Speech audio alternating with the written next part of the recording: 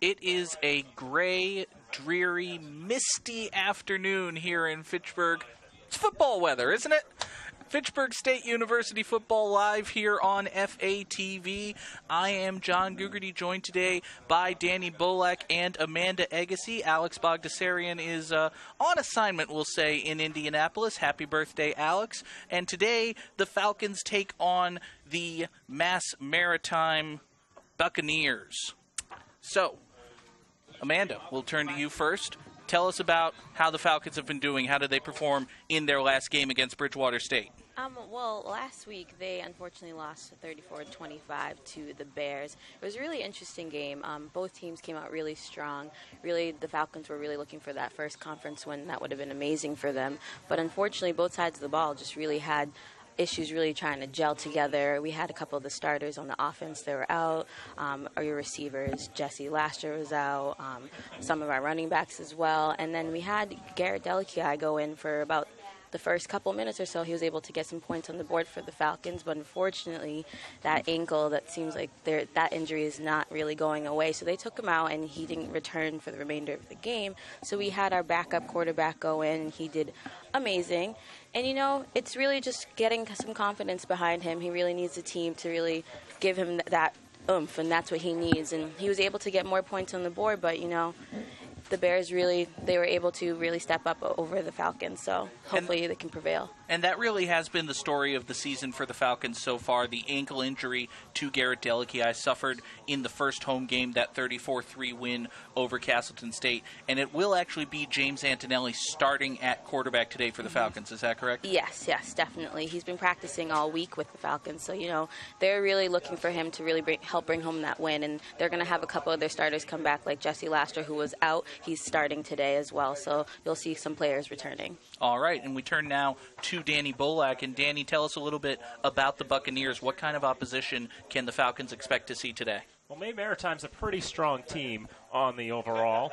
2-1 coming into today's game, 1-0 in conference play, coming off a 32-14 win to Worcester State, where they were showing off all their fancy weapons. Chris Haggerty, 18 of 31 for 216 yards and 2 touchdowns through the air. Richie Phillips, an amazing game on the ground and through the air as well. 32 carries for 143 yards and 2 touchdowns. He had 2 catches for 79 yards and a touchdown as well, bolstered heavily by a 74-yard grab. Shane Haggerty, also a dangerous receiver for the Buccaneers, 11 catches for 107 yards and a touchdown. Shane and Chris are both brothers, and both you expect to team up and do some damage to the Falcons today, but not if the Falcons' defense has anything to say about it.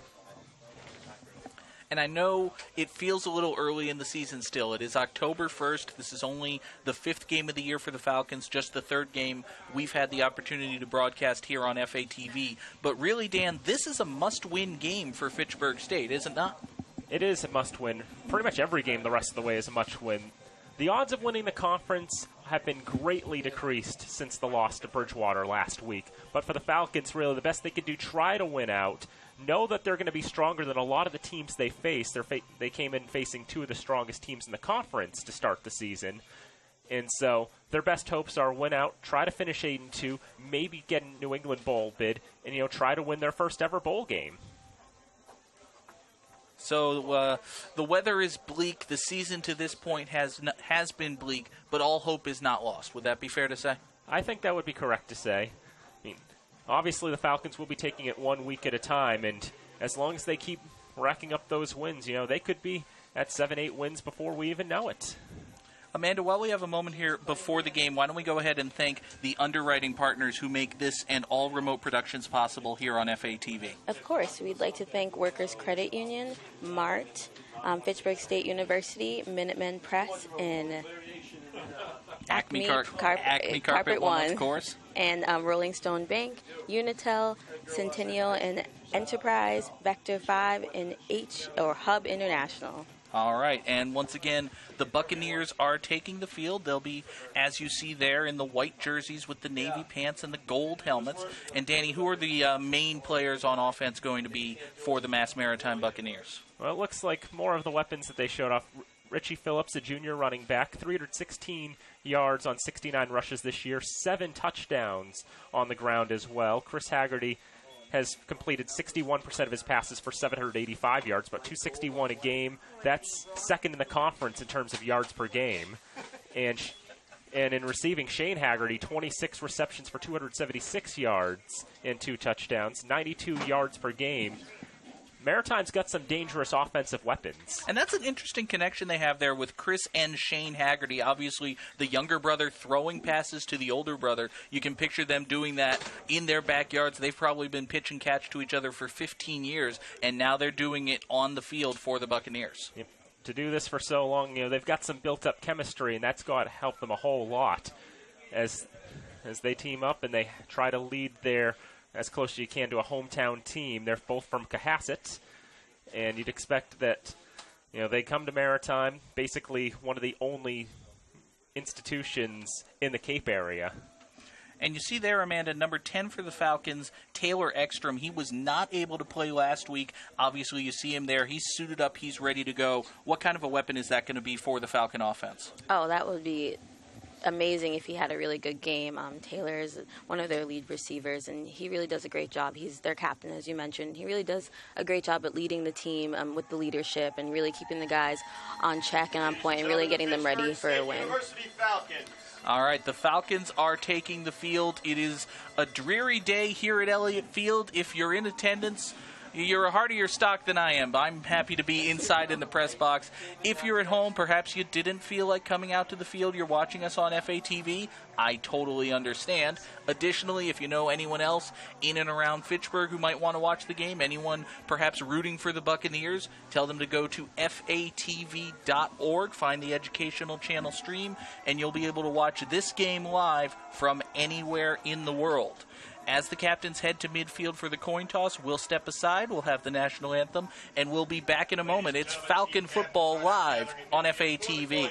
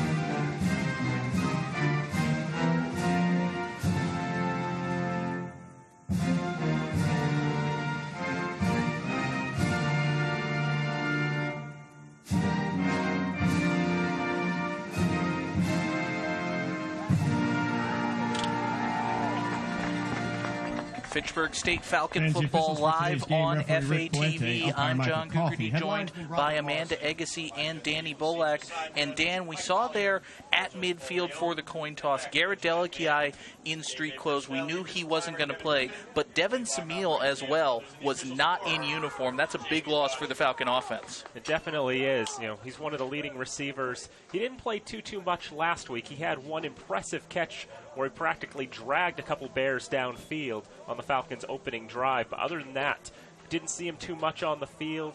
For him to be out of the lineup today, we thought he wasn't going to play 2 weeks ago against Framingham. He did, but now he's out of the lineup today, and that will hurt the Falcons a bit. In addition to the injuries, the weather is a major factor. It's progressed to a fairly steady mist, and I believe it's only supposed to get worse throughout the course of the day. Amanda, what kind of playing surface can the players expect to have today? Well, you know, everyone loves to play on turf, but it's really slippery, especially when it's raining like this. So hopefully they can get some grip on the field, but, you know, it's going to be fairly slippery out there. All right, here we go. Falcons returning the opening kickoff. It is a short kick. It bounces, and immediately some possession difficulties for Fitchburg State. Returning that up along the near sideline, I believe that was Jenry Rosario. First time we've called his name this season, the sophomore linebacker out of Salem making the kick return there. He gets out to about the 30, they're going to mark him at the 26-yard line where the Falcons will take over. Falcon offense 1st and 10 from their own 26. So Fitchburg State, once again, without their senior quarterback, Garrett Delakiai, it's James Antonelli with two men in the backfield. They'll go play action on first down. Antonelli rolling to his right. He throws. Pass is complete. Good space there. Catch made by Herbert Acosta. And that is good for a Fitchburg first down. So Danny Bolak, one pass, one catch, 10 yards, first down. And Herbert Acosta making the catch. He quietly had a 100-yard game last week, including catching a Hail Mary near the end of the Bridgewater game. Already right back on the board for the Falcons. 1st and 10 for the Falcons. This is Javon Brown-Simpson. Straight through the line. Good blocking and a big hole. He's across the 40. Mark him down at the 44. It's a gain of about 8 yards. Gain of 8 on the play. And you know, guys, this is the type of momentum the Falcons really need to get the game started, to really get some points on the board early. So this should be a really great start for them. 2nd down and 2 coming up for Fitchburg State. Brown-Simpson remains in the backfield, and he will get the carry. This time he's hit before he gets to the line of scrimmage. Fights back there, but doesn't gain anything. It'll bring up 3rd down and a long one. And one of the challenges for the Falcons last week against Bridgewater is that the Bears completely shut down the Falcons' running game. Just 22 yards of running for the Falcons last week. Javon Brown-Simpson led the charge with 18. And you would have to think with a backup quarterback in there that at least early on, Maritime is going to stack the box and try to force Fitchburg State to beat them deep. 3rd down and 2, handoff goes to Brown-Simpson. He cuts to his right and fights forward. He is going to be short of the line to gain. So the Falcons got a first down on their first pass, but now face 4th and a yard, and they're going to kick it. You can see the struggles again with the Falcons running game. They get the 8-yard run from Javon Brown-Simpson, but then 2 stuffs, and that's even with Cody Mullen in the backfield playing as sort of a fullback. Had not seen that earlier in the season from Fitchburg State, but perhaps, as you said, with the struggles of the running game last week, they decide to go with a 2-man backfield, still not able to move the ball. So Christopher Ludwig will kick it away. It's a short kick, end over end, takes a Falcon bounce. That's going to get inside the 20, probably die around the 16-yard line.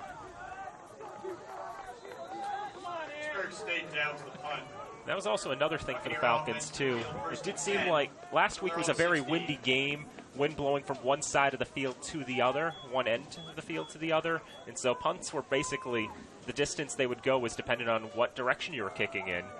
So the weather definitely played a factor in the kicking game last week and looks to do so again this week. So now for the first time, we'll see the Buccaneer offense. 1st and 10 for them at their own 16-yard line. Chris Haggerty takes the snap, hands off. Coming up along the near sideline, that's Richie Phillips. Phillips gets to the sideline, tries to turn the corner, and he gains a pretty good run, actually, about 6 yards. Just a roll out to the right side. Muassam coming in, able to get the tackle, but not before Phillips is able to get around the flank for a handful of yards. 2nd down and 4 for the Buccaneers.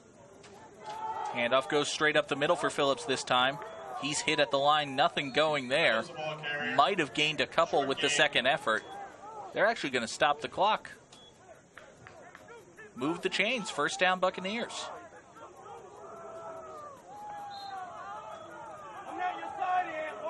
Seems like the chain gang's a bit confused on all of that.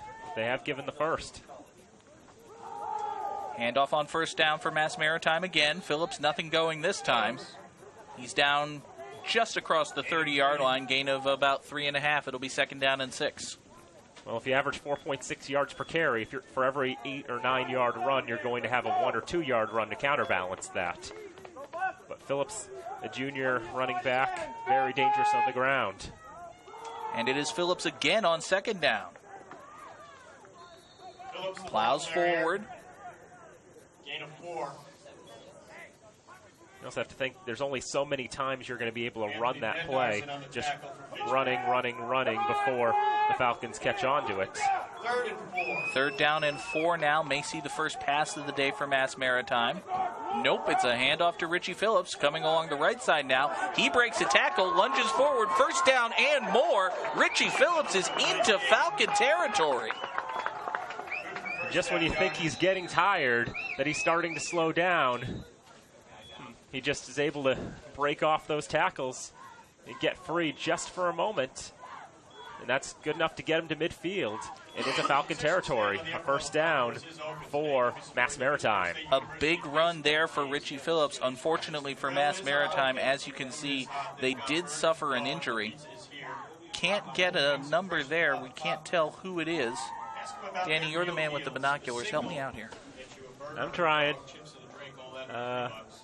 His number ends in a 0. Okay.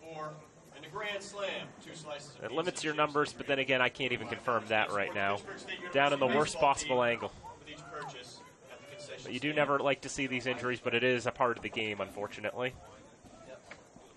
If there's a positive to be taken, it doesn't look too bad. He's up under his own power. That is number 80, Aiden DeRozier, the senior tight end out of North Attleboro. Primary tight end for the Buccaneers. He's not so much a playmaker like Devin Samil is for Fitchburg, but you have to imagine he helps a lot with the blocking. And that could be a bit of a blow for the Buccaneers if he's not going to be fit to continue. Fortunately, he is walking off under his own power, so we'll keep an eye on him. Hope to see him back on the field maybe even before the end of this first quarter. Turn our attention back to the game now. It's 1st and 10 Mass Maritime at the Falcon 49-yard line. Get Kenny Pierce in the backfield now. And it will be Pierce carrying the ball. He runs to the left side, a big hole there. He's got 5 before he's hit, but then he's driven backwards. Kenny Pierce, the ball carrier. Well, the Buccaneers like the term forward progress, and that's what he got there. It was a very generous forward progress ruling. You see here, he comes up along the left side, and he is well across the 35 before he's hit.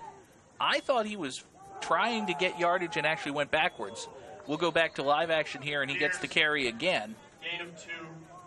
Gains a couple. Well, I can tell you, too, that Kenny Pierce is not someone to shrug off. Only 14 carries this year, but for 50 yards. He's a decent second running back.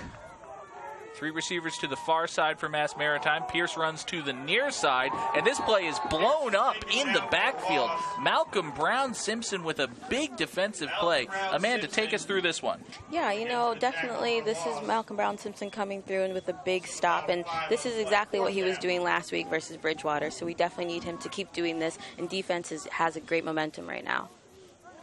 So 4th down and 7 for Mass Maritime. They are lining up as if to go for it, but will now back up and kick it. And they actually keep this ball out of the end zone. An incredible special teams play. Fitchburg State is going to be pinned at their own 1-yard line. Take a look at this one again. It's a high snap. Haggerty kicks it away himself, and then all the way back here, you see, I believe that's 27 for Mass Maritime. Paul Sansis does a fantastic job catching up to that ball and then knocking it down before he hits the end zone. Fitchburg State is in a lot of trouble. Well, Chris Haggerty not only is the quarterback, he's the specialist punter who on 5 punts this year pinned their opponents in the backfield. And Fitchburg State fumbles the handoff, and they give Mass Maritime 6 points. I'm sorry, do you just not have a single play under center in your playbook? 1st and 10 at the 1, and you're going shotgun. Bobby Gross, the junior linebacker, is the one who ended up getting on top of that ball and in bounds. The difference between 2 and 6 points. But for Maritime, he's able to get under it for the touchdown on the botched handoff. What more can you really say? It's a gift for Maritime. Extra point attempt for Mass Maritime will come from the leg of Sean Kaler. He has not attempted any extra points this season. Maritime does have 3 kickers on their roster. Ryan Quinn, 8 for 10. Mitch Miskell, 1 for 3 and a flag. I think this one's going to be a false start. On the very left edge of the line, you saw a Buccaneer flinch and then Fitchburg State jump offside.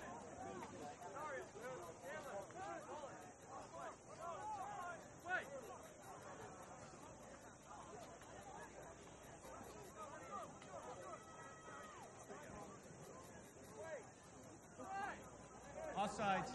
Defense, number 26. No, they're going to call this against Fitchburg State. Not even bother taking the penalty. They're just going to line up, kick the extra point again. What's 60 inches or so? Extra point is good. So in one play, the Falcon offense gives Mass Maritime the touchdown. And Amanda, we talked about it at the start of this game. The slippery conditions coming into play there. You have to think that the rain helped slip that ball loose. Exactly, and unfortunately for the Falcons, that was definitely something that they didn't want to happen right away at the beginning of the game. But hopefully they don't let that really get them down. They continue with the momentum and try to get some points on the board. So the Falcon offense will get the ball back, probably with better field position. You would hope better field position than 1st and 10 at your own 1. But once again, that incredible special teams play from Mass Maritime. You go back to the punt, and Paul Sands is knocking that ball down, keeping it in play, leads to 7 points.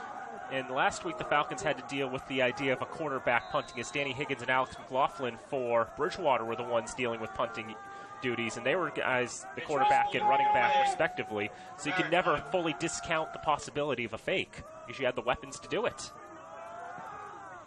Very low kick is muffed by Fitchburg State. Seemed almost intentionally pointed at one of the upmen.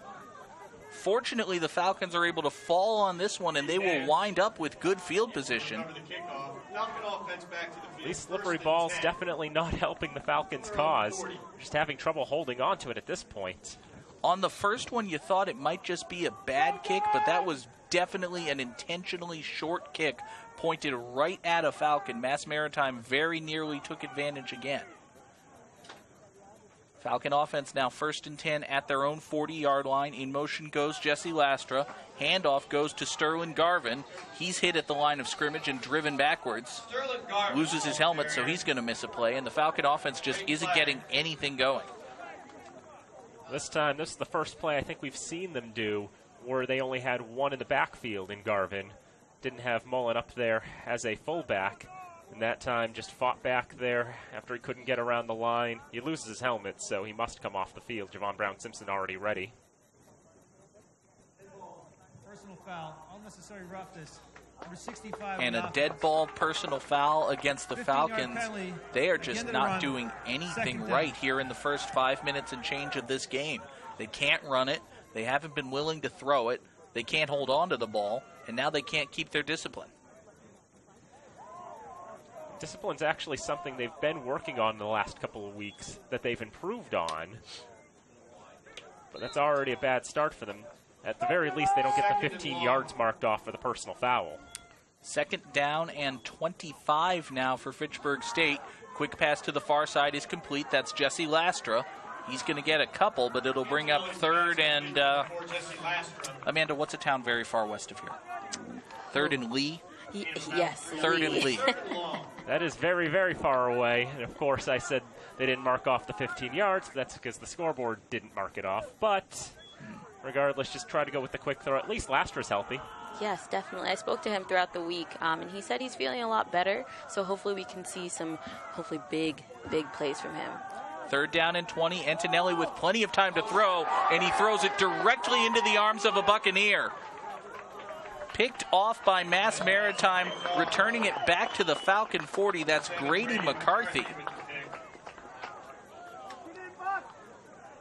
Well, that's one thing I've noticed with Antonelli under pressure. He just tries to throw it, and sometimes it's perfectly to someone wearing the wrong colored shirt. Antonelli wasn't under pressure, is the thing.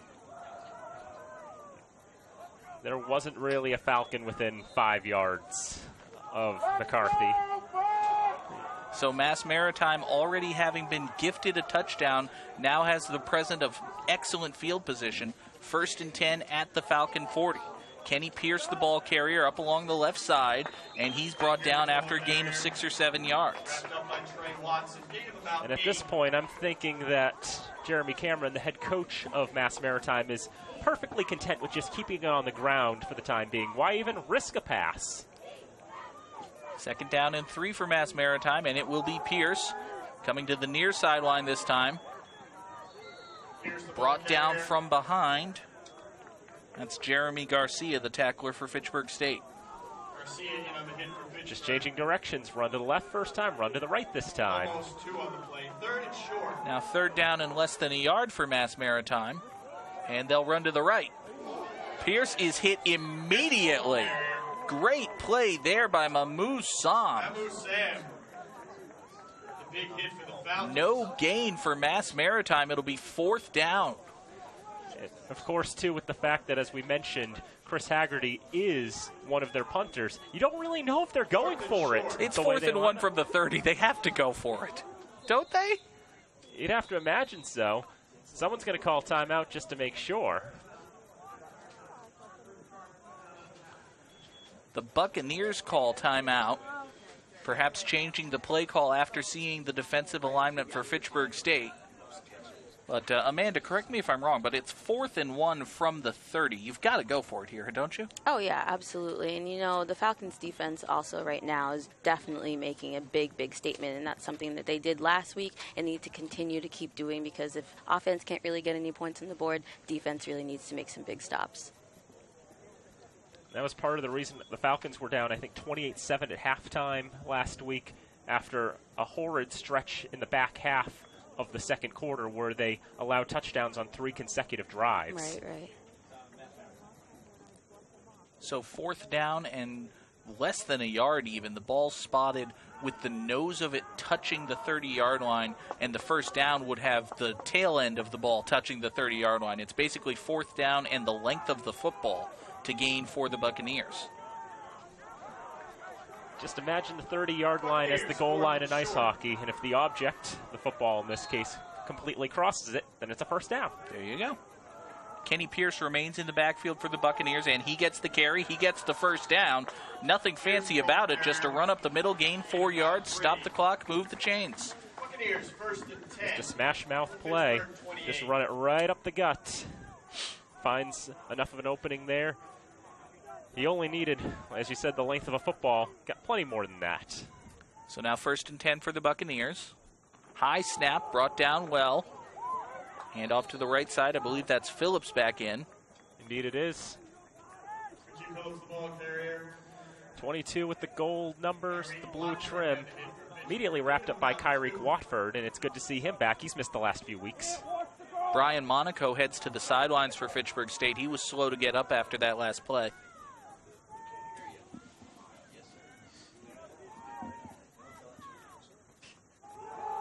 Hand off to Phillips again. He's got a big hole, breaks through to the second level, finally brought down at about the 11-yard line. The Falcons have had to deal with Kenny Pierce the last bit of the drive and change or what have you, but you tend to forget, though, Richie Phillips is the lead running back for Mass Maritime, and he's got a few more moves in his bag of tricks. Phillips, the ball carrier on first down this time. He tries to run to the left. Nothing doing there. He is brought down by an entire flock of Falcons. Trey Watson, the initial hit. Whatever moves he had there, not at all effective on this particular play. And he's driven backwards about 3 yards. Good work there by Watson. He just wrapped his arms around Phillips' ankle and would not let go. Second down and 10, play action fake. First pass of the day for Mass Maritime to the end zone is incomplete. He's looking for Shane Haggerty in the far side corner. The ball just a bit underthrown. But yeah, that's the first time all day that Chris Haggerty has tried to throw a pass. Does so with a play action, of course he does. Just a little out of the reach. I don't think Shane had much of a chance on that one. So now 3rd and long for Mass Maritime. Figured they might go to the air again. Pierce remains in the backfield, but we will call timeout again. This one by the Falcons, their first of the first half. So 5:54 to go in this first quarter. They're 7-0, the Buccaneers out in front on the fumble recovery by Bobby Gross. Strangely enough, it's the second consecutive week that Maritime's recovered a fumble in the end zone. Aiden DeRozier did it last week against Worcester. That's just in your silly statistics thing right now. Still, silly statistics are fun. They are. But right now, Maritime's had all of their yards on the ground. 61 yards, the Falcons with 22 yards, 14 of them coming over the air on 2 catches. Javon Brown-Simpson with 9 yards running thus far, and that's basically where we are right now. Richie Phillips 7 for 46 on the ground. Kenny Pierce 7 for 15. And it will be 3rd down and about 12 coming up for Mass Maritime. They can get a first down without getting into the end zone. They need to get to about the 3 for a first down. 3rd and 12. Maritime with 3 receivers, 2 to the left, 1 to the near side right. And it's a draw play up the middle for Cody Pierce, and nothing doing there. Kenny Pierce, gets back to maybe the original line of scrimmage, but that is it. 1 on the play. 4th down. And Mass Maritime looks to be bringing on the field goal unit. Well, I can tell you there's nothing in terms of the stats on how they're doing on field goals from what I can see. Sean Kaler, who made the extra point, is on to attempt what would be about a 31-yard field goal to put Mass Maritime up 10-0 with 5 minutes to play here in the first quarter. Good snap, good hold, kick is up, and it is no good, wide to the right. So the Falcon defense bends but does not break after the turnover, and they will take over after the missed field goal, still down just 7-0. One of the big things with college football, the big differences compared to the NFL, is the wider hash marks. And so there's a much larger chance that you have a kick like that, you kick it straight on. In the NFL, you're probably going to sneak it inside the upright. Here, not so much. No, the hash marks are significantly wider than the uprights. So James Antonelli back on the field, first down for the Falcons. Handoff goes straight up the middle. This is Jaquay Solomon, the ball carrier. And Solomon is brought down after a gain of about a yard. They're a different running back for the Falcons today, and Solomon, about the 3rd choice, it would seem, on the depth chart in terms of his usage, but not getting much of anything there. The stick barely moves. 2nd down and 10, Fitchburg State. Antonelli looks to his right. He throws to his left. That is complete. Reception made by Keith Nance. Antonelli's pass is complete. Ready for Keith Nance. Plumbing the depths of the roster here on this drive for Fitchburg State. Nance makes that reception. Yeah, we haven't seen too much out of Keith Nance. A couple of catches here and there, I think. I'd have to double-check his stats, but I don't think he's got too many of them right now. 3rd down and 3 for the Falcons. Solomon remains in the backfield. Play action fake. Antonelli wanted to keep it himself. He coughs up the ball. It's still loose. Ultimately, Antonelli falls on it. Looked like he had a hole and would have picked up the first down, but he just can't hang on to the football, as you see here. He just loses it and just slips right out of his grasp. And, you know, with the rainy conditions that we've had today, it's a yucky day for football, and it's a yucky day to try to hold on to it. That's the 2nd fumble for the Falcons, but at least they keep this one.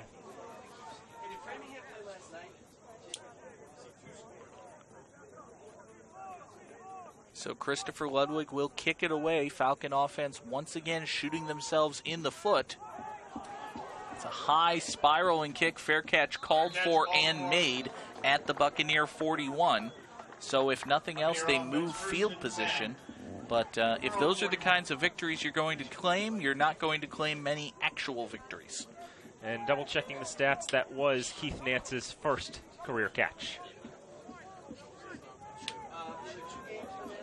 So Amanda, as we head toward the end of the first quarter here, what do you think the Falcons need to improve? Well, I really think the offense just really needs to gel a lot better. But as you mentioned, they are looking at the rest of their depth chart, and they're really focusing on the younger players and really getting some playing time. We had last week Jesse Brown, who was able to score 2 touchdowns for the Falcons. So really putting those young players in seems to be really working out for the Falcons. First down carry for Mass Maritime goes to 22 Richie Phillips. Good gain for him, about 4 yards. It'll bring up second down and 6. Not a lot of excitement in Maritime's running game right now, but they don't need excitement. They just need 3-4 yards a carry, or about the 9 that they get there, and a first down. Phillips takes it along the left side, and as you said, Dan, he's able to stop the clock, move the chains. First down Buccaneers into Falcon territory just like that. Well over halfway to the century mark right now, and we're still in the first quarter. He's looking to rack up a lot of yardage on the ground today. High snap handled well by Haggerty. Throws to the right. Pass is incomplete. Just out of the reach of Ryan Taft. He had a step on his man. That might have been a touchdown. Not sure if that was originally designed. Maybe it was going to be a handoff, but after the high snap, Haggerty he decided to go through the air on that one. And Taft going straight down the field. It was just a little overthrown. I think that was always going to be a play-action pass. The high snap might have ruined it a little bit. Second down handoff goes to the left side for Phillips. He's got a first down just like that. Mass Maritime is moving the ball at will on the ground. The Falcons pretty much know that it's coming. They just can't do anything to stop it. Now Phillips, that'll get him over 70 yards on the day. And right now, he's been nigh unstoppable. You have to keep dealing with him. Although it looks like Kenny Pierce is now in the backfield. First and 10 Buccaneers from the 33. Haggerty, this one I think is more of a busted play. That was going to be a handoff, but the high snap couldn't get anything going. Haggerty is brought down back at the line of scrimmage. Couldn't get the handoff to Pierce, so he just tries to salvage what he can. No gain of a play. In the end, a gain of nothing is better than a loss of however many. So second down and 10 now coming up for the Buccaneers. This one is a handoff to Pierce to the left side. Trey Watson's there to break that one up.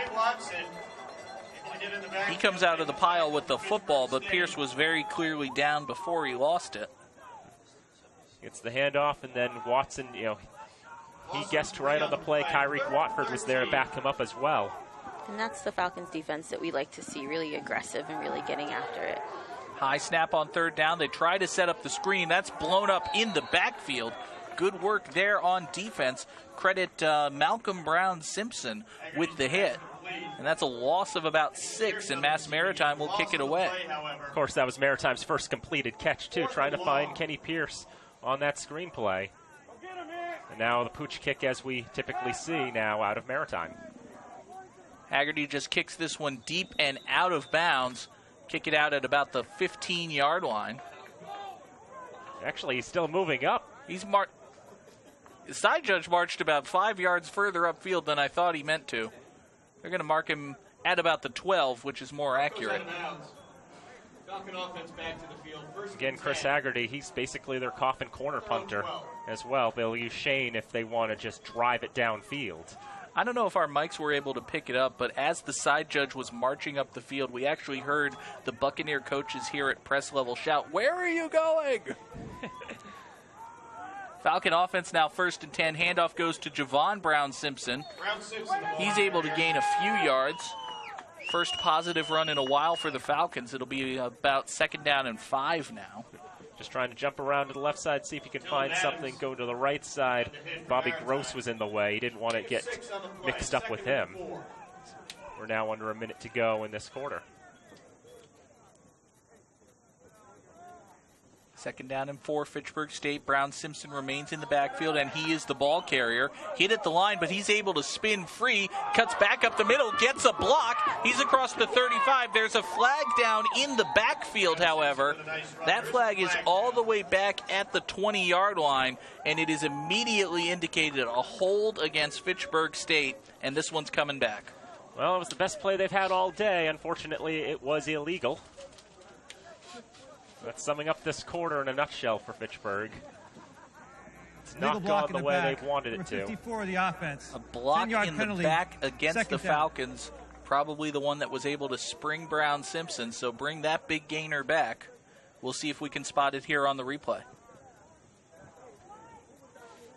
Good work by Brown Simpson just to get out of the initial hit, and then right there, as you see, a block in the back. And then the rest of this is, it's fun to look at, but it's all for naught. They end up marking 7 yards off on it compared to where the original line of scrimmage was. So 2nd and 11. Quick pass to the far side is complete. That's Lastra, the receiver again. Short gain on the play. And that final play of the first quarter sets us up with about 3rd down and 8. So, Amanda, again, as we finish the first quarter of this one, you have to feel like the Falcons are perhaps a bit fortunate to only be down 1 score. Oh, yeah, definitely. And, you know, they really just need to get a lot more momentum. The sideline really does help. I end up watching them travel from game to game. Whenever they're down, the sideline really does help them get back up. So, you know, just we talked about earlier the confidence in their quarterback. Antonelli is really something that they really need. And what we just saw was something that he really can produce when everything does get gelling out there. And while we have a second here between quarters, we want to thank the excellent volunteer crew of FATV. They do a fantastic job for us every week, and especially today in the wind and the rain. Our director, John Dextrays, Travis Falk, technical supervisor, Dave Oster, doing tech and audio for us as well, Kevin Ward, Scott May, Matt Carroll, and Ty Dorsey for us running the cameras. And up here in the booth, it's just us schmucks, John Gugerty, Danny Bullock, and Amanda Agassi. Aren't you glad you're not down on the sideline today? Definitely I am. I mean, you know, last week it was windy. I was pretty cold out there in Bridgewater, but definitely happy to stay dry. No, Fitchburg, first-class press box accommodations all the way. Danny, why don't you take us into the second quarter? All right, 7-0. Mass Maritime out in front on the fumble recovery in the end zone way back when. Falcons going for it, of course, on 3rd down. Haven't converted one today, 0 for 3. Neither team has, in fact. 0 for 7 combined. Antonelli going back, throws, and that came out of his hand wrong. It was well in front of Sterling Garvin. Garvin, the intended receiver. 4th down. Take a look at it here on the replay. Antonelli does have some time to throw, but then you saw a Buccaneer defender get his hand up, and you almost wonder if Antonelli might have tried to angle the pass just a little bit, and the result was that it was unable to reach Sterling Garvin. The pass was just well out of favor. Garvin had no chance to catch that one. Now Ludwig in the game to punt again for the Falcons. Should be Shane Haggerty back to receive this one. Looks like he'll have a play on this one. He'll take it at the 42-yard line, and then he'll immediately go to ground as he can't deal with the oncoming rush of Mamusam and Javon White. We'll see what Maritime can do. It's pretty much been all ground game. 72 yards for Richie Phillips, 12 for Kenny Pierce. Chris Haggerty on the air has lost 6 yards. And really, Dan, the Falcon defense, when they've absolutely needed to, they've been able to come up with the stop. Like between the 20s, Mass Maritime's moving the ball pretty much at will. But when you get down into the red zone, that's where they've had their struggles. Now we'll see what Maritime comes out with. High snap on 1st down, and immediately wrapped up and taken to ground is Richie Phillips. That's Mamu Sam coming in again. Another great play by Sam. We've called his name 4 or 5 times already.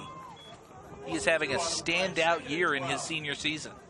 One of those defensive specialists for the Falcons. That's, I believe, his 7th tackle of the day already. And it's a loss of 2, 2nd down. A throw to the right side. This is caught, and that's fumbled. And let's see what we've got here. Nope, they're just going to call it incomplete. Pass being ruled incomplete. It would have been number 27 for them, Paul Sansis, who would have made the catch if he could have held on to it. Let's see, did he do enough? Tough to tell there on that replay. With the naked eye, I thought that was pretty clearly a catch and fumble. That's what I thought as well. I thought he'd made at least 2-3 steps. But the officials are generous. They call the incompletion instead, so. Bit of a break for the Falcons there. Sets up a 3rd and long for Maritime. Yeah, if the Buccaneers did recover that, then that would have been a break for Fitchburg then. But Haggerty in the backfield will throw to the right side. He's got Phillips. He's going to get past the original line of scrimmage, but all in all, it's going to be about 3 yards. And once again, Maritime unsuccessful on 3rd down. These two teams now combined 0 for 9. So the Falcon defense is able to step up. High snap again. Haggerty barely gets this kick away. But it bounces quite a lot, and it's inside the 20 yet again. Chris Haggerty with the punt, able to yet again get it inside the 20, as he tends to do. And you see there, this is one of the drawbacks or perhaps the gambles of that unique punting formation that Maritime uses, where they basically line up in shotgun and then have the quarterback take one big step back. If there's any kind of slip up on the snap, be it a high snap like that or a good rush by Fitchburg State, suddenly your quarterback / punter is in a lot of danger, and they were fortunate to get that kick away. Now on 1st down for the Falcons, it's Sterling Garvin. He's taken down with high hands on that tackle. Jacob Tavares did a great job getting into the backfield and bringing Garvin down. Got his hands up there. I thought it was pretty close to grabbing the face mask, but he's able to keep it clean and hold Garvin to just 1. 2nd and 9. 3 receivers to the left for Fitchburg on 2nd down and 9. And Antonelli's looking to his left. He throws over the middle, and that bounces off the helmet of Marshall McCarthy, and incomplete. Trying to set up the screen for and Garvin. A flag. Sorry about that. I think the head linesman was just looking at the play, and then the referee marched over to him and said, "Throw a flag, darn it." That came incredibly late. But what for? Well, it seemed as if Garvin was being tackled before he even had the ball, which doesn't strike me as entirely legal. I would not think so as well. I mean, there's such a thing as permissible contact, but they may have encroached the threshold of that. There's no foul for pass interference as the ball was caught behind the line of scrimmage. Incomplete pass. So they were considering calling an illegal pass, I think. Oh. Well, that would have been a ruling. That would have been interesting. Anyway, 3rd and 9. Rain still falling here in Fitchburg. 51 degrees outside. On 3rd down, Antonelli looking to his left. He throws. This is complete. Trying to get towards the marker for a first. It's Jesse Brown making that catch for Fitchburg. And that is all Jesse Brown picking up that first down. You'll see here on the replay, Brown makes the catch, but then he's responsible for ducking around 2 Buccaneer defenders and picking up the yardage necessary to gain the first down there. Brown also 6'3", so he does bring a bit of that height. Helped him haul in those 2 touchdown passes last week against Bridgewater. First down, Javon Brown-Simpson completely wrapped up. Gains what will appear to be negative yardage, unless he was able to get back to the line. The stick's not moving, actually.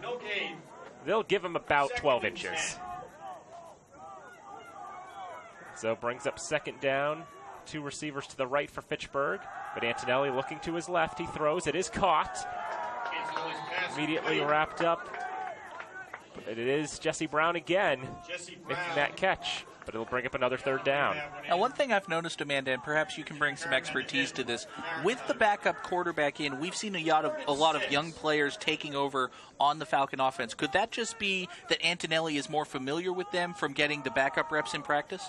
Yeah, definitely. I think so. We just saw Jesse Brown. He's a really dynamic player, and it really helps that he has the height for the Falcons. So, just getting those reps in during practice definitely does help, and they're really starting to mix up a lot of players in there and switch things around. And on 3rd down, Sterling Garvin complete for a first down on the left side, immediately wrapped up by Bobby Gross. But it's another first down, back-to-back third down conversions for the Falcons. Those were the first two of the contest for either team. Good work by Garvin running his route perfectly. He knew exactly where the sticks were. He got the pass right there and then just backed out of bounds for a first down. And first down, Javon Brown-Simpson trying to go to the right side. But he's taken down, wrapped up for a loss. Jacob Tavares coming in and getting the tackle for the Buccaneers. Brown-Simpson tried as best he could to get Tavares out of the way, but there was no denying him there. It's a big loss. Sets up about second down and 15. Three receivers to the left now. Antonelli looking there, under pressure, gets the throw off. Wide open on the left side is Cody Mullen. He's able to motor towards midfield, down around the 49-yard line. First catch of the day for Mullen. And it makes things a lot easier for the Falcons on this third down. So did Mass Maritime just forget to cover Cody Mullen, or what happened there? Well, when you have two guys rushing Antonelli, somebody's got to be left open downfield, you would think. Perhaps, maybe. Now third down for the Falcons. Have converted two in a row. But a pump fake, and Antonelli's going to be wrapped up for a sack. 71 for the Buccaneers. Joseph Angelini leading the assault there. Senior from Millville, went to Blackstone Valley Tech. I think there may have been some miscommunication just off the snap there. You saw Sterling Garvin on that replay. As soon as the snap came, he went out to run his route. Meanwhile, Antonelli was left in the backfield doing a play-action fake to nobody. That's not going to be seen as believable by anybody, as Ludwig will punt it away. Shane Haggerty makes the catch around the 20. He's going to try to run this one back. He's going to get to about the 40-yard line before he's run out of bounds. A flag behind the play, though, so Maritime may not get all that yardage that they may think they were entitled to there. Was the first real punt return that we've seen for the Buccaneers in the first half. Christopher Ludwig has done a good job keeping the ball up in the air and forcing either fair catches or very short personal returns. Foul, face mask on the kicking team, number 21. Not only are they going to get added what to they're the end of the entitled to, run. they're going to get a bonus 15 First for the down. face mask. Another big personal foul called against Fitchburg State. And just when we're talking about how they're able to change field position, now Mass Maritime is given another 15 yards. First and 10 for them inside Falcon territory before they take a snap on offense. Falcons over 50 penalty yards now on this contest. Maritime just has to go the length of their side of the field on first down. A fake pass and a run to the right side by Kenny Pierce, and he'll get about 4. Again, Maritime continuing this ground game. The play calling for Jeremy Cameron is almost an exercise in how many different runs can you come up with from a shotgun 3-wide formation. Now this time it looks like Chris Haggerty keeping it himself on the fake handoff, and he blows up the middle for about 7 and a first. And just when we're talking about the variety in play calling, there's some variety in your play calling. The QB keeper, this was a designed run, maybe even an option all the way. Good decision there by Haggerty to keep the ball and move it up almost enough for a first down. Thought he had enough on that one, but they only give him 5 unless they're just slow on the chains. They're actually going to measure it is what they're going to do. It looks like he's got it. He doesn't have it. Well, I was wrong. Well, that was a different spot than I thought he was going to have. I thought he was down around the 38, to be honest, but... So it is third down and 1, 2, 3, 4, 5, 6, 7, 8, 9 chain lengths? Is that about right? Sure. That's what we'll go with on that one. 9:13 to go, second quarter, 7-0 Maritime in front. Reminds me of Maine Maritime's old triple option offense where they run, and then when you think they're going to pass, they run again. Go ahead. That That was the old run away offense? More or less. More or less.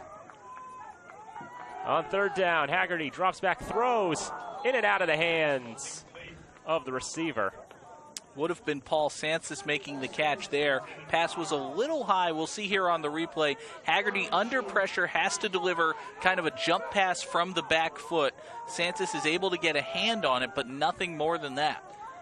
Now this is where we're really going to see that. Are they really going to go for it? But considering how they've got their 3 receivers set up on the left side, they actually are going to go for it, and they do.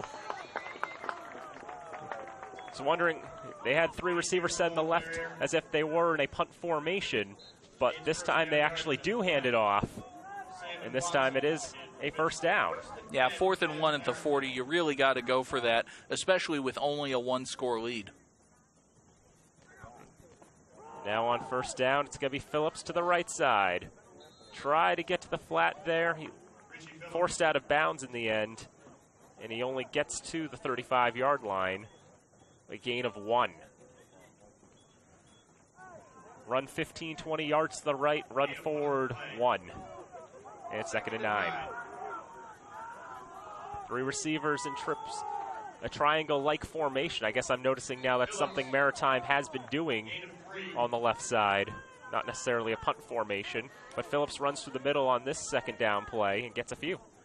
Buccaneers have been mixing it up a little bit with the positioning of their receivers. Sometimes they'll stack them up on the near side, as they're doing here. They have been spreading them out as well. But on this drive, they seem to favor this trip formation. And now a high snap goes through the quarterback's hands. An incredible break for the Buccaneers. This is going to be a touchdown for Mass Maritime, unless the flag stops it. Was there a flag? There is a flag in the backfield at about the 45-yard line. Typically where it would be in the area of roughing the passer, but take a look at this incredible play by Shane Haggerty, and that is going to be roughing the passer against Fitchburg State. So this is it's an incredible play, not just good.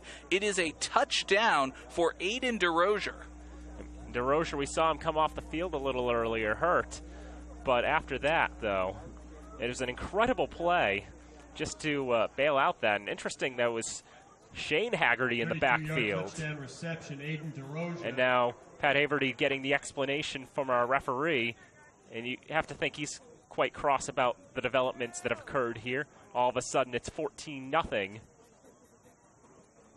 I would think, and obviously we don't have mics down on the field today due to the rain, but I would think that Pat Haverty is curious as to whether or not there were any fouls committed by the Buccaneers in the chaos ensuing around the botched snap. You know, the snap goes high over the quarterback's head. Usually all heck kind of breaks loose. Fortunate for Mass Maritime, at least so far, that their players were able to keep their heads and they were able to get that lucky bounce and then the beautifully thrown pass to a wide-open DeRozier for the touchdown. There was just no one anywhere near Aiden DeRozier. And again, that give Maritime credit, though, on that recovery. I'm still surprised it was Shane who threw that one. During the play, personal foul, roughing the passer on the defense, number 21. Result of the play is a touchdown, the kickoff. So the roughing the passer will be assessed on the kickoff. And we did see on our replay there, after the quarterback Haggerty, or I should say the wide receiver Haggerty, because that was Shane Haggerty who threw that pass, wasn't it? It was definitely number 2 with the gold number. So after Haggerty threw that pass, Mamusam came in. I believe there was helmet-to-helmet contact. Extra point there is up and good, so it's a 2-score lead now, 14-0 Mass Maritime on a couple of freaky touchdowns, Dan. Absolutely. The fumble recovery in the end zone for Maritime's first score, and then a botched snap turning into a wide receiver throwing a ball downfield to a wide-open tight end and rushing for the score. The extra point good to make it 14-0, but right now, Maritime, you feel like they're getting more lucky than skill on this, but I would respectfully disagree with you, Dan. Mass Maritime is thoroughly outplaying the Falcons. They deserve to be up perhaps even more than they are. The scores themselves have been freaky plays, but it's not as if Fitchburg State is dominating this game and deserves to be leading it, in my estimation. I feel you articulated that better than I could. So, Yeah, lucky plays, but on the whole, the plays Maritime themselves have stood out, but if you look at the course of the game, you would say, yeah, this is a game that Mass Maritime should be leading about 14-0. I guess we can agree with that as well. Now, because of the personal foul penalty, Mass Maritime is kicking off basically from midfield, so if they want to, they can just boot this one all the way through the end zone. They choose not to. I'm not really sure that Maritime's kicker has got the ability to boot it through the end zone. So that was just a low line drive kick. It's taken back to only about the 15-yard line. Worked out a lot better than if he had booted it through the end zone. It's like, you can't even say he's intentionally trying to keep it short, because I legitimately don't think that their kicker, Mitch Miskell, can actually kick it through the end zone, even if you gave him the 50. He's not been getting a lot of distance on his kickoffs today. I don't think he's been choosing distance. We've seen a lot of deliberate angled kicks, and maybe that's just work with the skills you have. It's just 3 kickers, but no real specialists in that regard. First down, Javon Brown-Simpson up the middle, gets about a yard. And so he'll be at the 20-yard line. But right now, Fitchburg just having trouble really getting it all in motion. Antonelli 8 for 11 over the air for 61 yards. Let's see what we've got on second down. A roll out to the right side, a throw, nearly a one-handed catch by Cody Mullen. Just not able to haul it in. Would have been a circus catch by Mullen. That pass was pretty well behind him. He didn't have too much room to work with. But you'll see here on the replay, Antonelli on the designed rollout. Pass is thrown just a bit behind Mullen, and he's not able to reach back and make the catch. And third down will come up again. 2 for 7 today. The Falcons are on third down. 3 receivers to the left side. And Antonelli will drop back. He'll throw to the left side. Tipped in the air, nearly picked. Number 5, Adrell Enlow for the Buccaneers back there to tip and break up that pass. And take a look at it here, Danny. Antonelli looking to his left all the way. He never even tried to look off the Buccaneer defenders. Enlow did a good job getting up for that ball, was only able to deflect it, not able to force the interception, and Fitchburg State's offense goes 3 and out. Seems to be a challenge for Antonelli, is that it seems like he locks on in one direction. It's a bit of a telegraph there. Fair catch to be taken by the Buccaneers. And Shane Haggerty will take it in at the 46-yard line on the Maritime half of the field. Once again, the Buccaneers with pretty good field position, this time, as you said, at their own 46-yard line. And really, Dan, from the Falcons' perspective on defense, they need to force a quick stop here and get the ball back with some time to work, because they're already down 2 scores. And on top of that, Mass Maritime is going to get the ball to start the third quarter. The game's not going as well as the Falcons would like.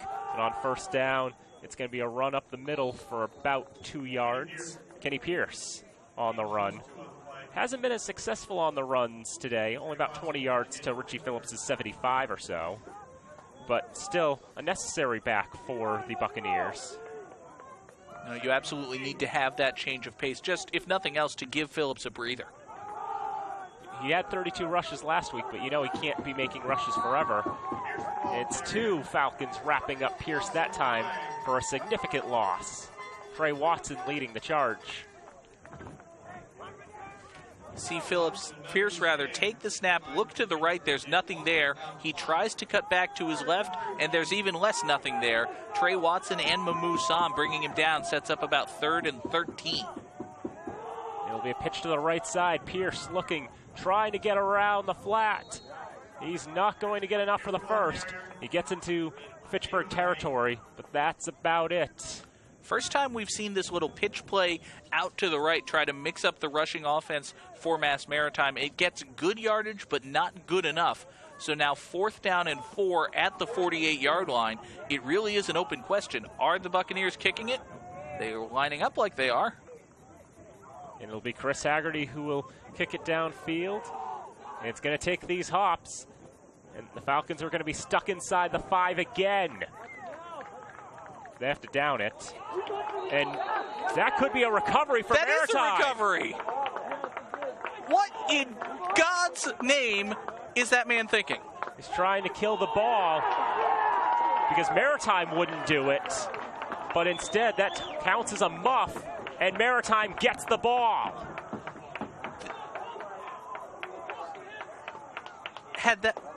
The only thing I can think is that maybe the ball had stopped rolling before it was touched. We're going to have to take a look at this on the replay. I think the ball had stopped, but the video never lies. Let's see what we've got here. The officials are conferring. See there, the ball's rolling and rolling. Mass Maritime decides we're not going to touch it. As long as it's still moving, it's still a live ball. That ball's still moving. Very, very gradually, but it does appear that it was still moving.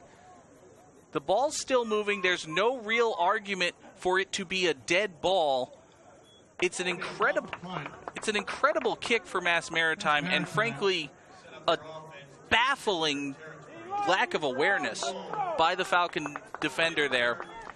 It's an easy turnover. Mass Maritime set up 1st and goal at the Falcon 2. Could be another gift on a misplay. Phillips trying to plow into the end zone. Looked like he was stopped just short of the line. And 2nd and goal from not very far away. Maritime knocking on the door for another 6. It's a good run here to the right side by Phillips, almost enough to get into the end zone. Now 2nd down and less than a yard. They'll hand it to him again. And he is going to be clearly in this time. Touchdown, Mass Maritime.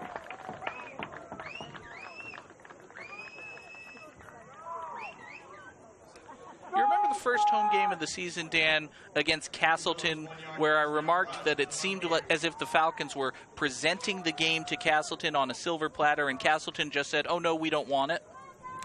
This week, Mass Maritime has said, oh, yes, we'll take that, please. Thank you very much. They will very much have it. Extra point coming for the Buccaneers. Shank Ayler. And there's a jump.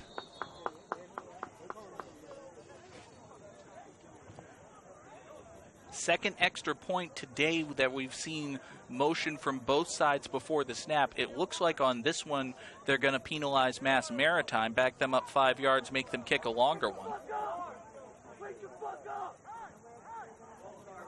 That's what they'll do. Would you believe that's actually Maritime's first penalty of the day? I would not. I am surprised. Sean Kaler to attempt the extra point. So it'll be a slightly longer extra point from 25 yards. And with the wind and the rain and the fact that he's a D3 kicker, this is a very interesting kick coming up. Kaler's put that up. He's got plenty of distance, but not the accuracy. Wide to the left. Kaler missed a field goal wide right going one way. Now he's missed an extra point wide left. However, that's really the only negative you can draw for Mass Maritime. They are up 20-0, and from the way the Falcons are playing, they might as well be up 220-0. Yeah, just like Georgia Tech Cumberland way back in the 1910s, I believe. That was a game that happened. Look it up. 222-0. Wow. That's what it was. It's like one of our officials in the booth knew what I was talking about. That's a funny story. That sounds cruel. Yeah, well, that was for Cumberland baseball running up the score on Georgia Tech's baseball team. Oh, it was payback. Cumberland had folded their team, but Georgia Tech insisted that they had a contract and they had to play. So they had to throw together a scrub team, and that went about as well as you could expect it to. Uh-huh. And John Heisman was the coach of Georgia Tech. My goodness. I told you, it's a funny story.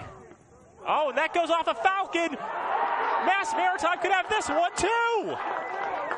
Of course they do. We've seen it all day on these kickoffs for Mass Maritime. Whether you want to ascribe it to the leg of their kicker or just coaching and play calling, they are deliberately targeting weak spots on the Falcon return team, and this time they do get the turnover. When's the last time you've seen what is essentially amounting to 3 consecutive drives for a team without the other team's offense even having a chance to come out on the field. Pretty much. So Mass Maritime now 1st and 10 at midfield after the fumble on the kickoff. In the past, I've seen this sort of, it tends to be a fluke play when it happens and it hits one of the upmen like that, but that is almost certainly intentional. No, that is deliberate. We've seen it all day from Mass Maritime. It is strategy, and Maritime is making it pay dividends.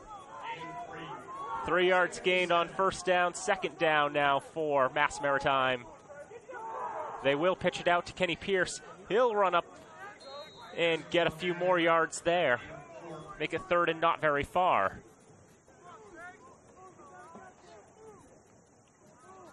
It's really hard to find words on how I want to describe what's going on here. It's hard to find words that you can say on TV and not lose your job. That's even better. Mm-hmm. Added degree of difficulty. Indeed, whistles. Whistles before the snap and a timeout called by Mass Maritime. Dan, we mentioned at the beginning of this game that it seemed a must-win affair for the Falcons. Do you think anyone told the Falcons that? I mean, it's definitely been a struggle. The rain's not helped, but a lot of boneheaded decisions have just buried them even further. I've never really seen anything quite like this. But Maritime is rolling all over Fitchburg. They're committed to the run game, making it work for them. They've thrown 7 passes. They've attempted 33 runs. They're over 100 yards rushing. And for the Falcons, when they do have the offense, it's going, bits and spurts here and there.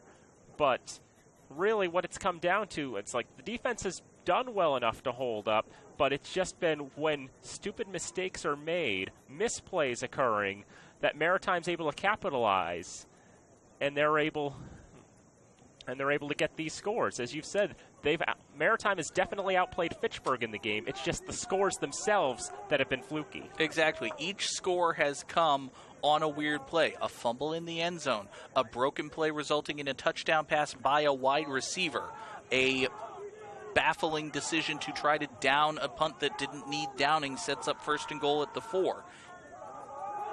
There'll be a pitch on 3rd down. Pierce is going to have the first unless the flag kills it.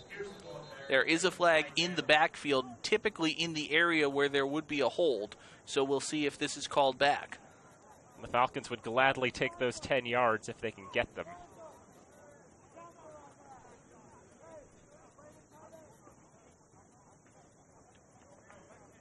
Already the Buccaneer offense is backing up, which will imply that the Falcons will be getting the penalty in their favor.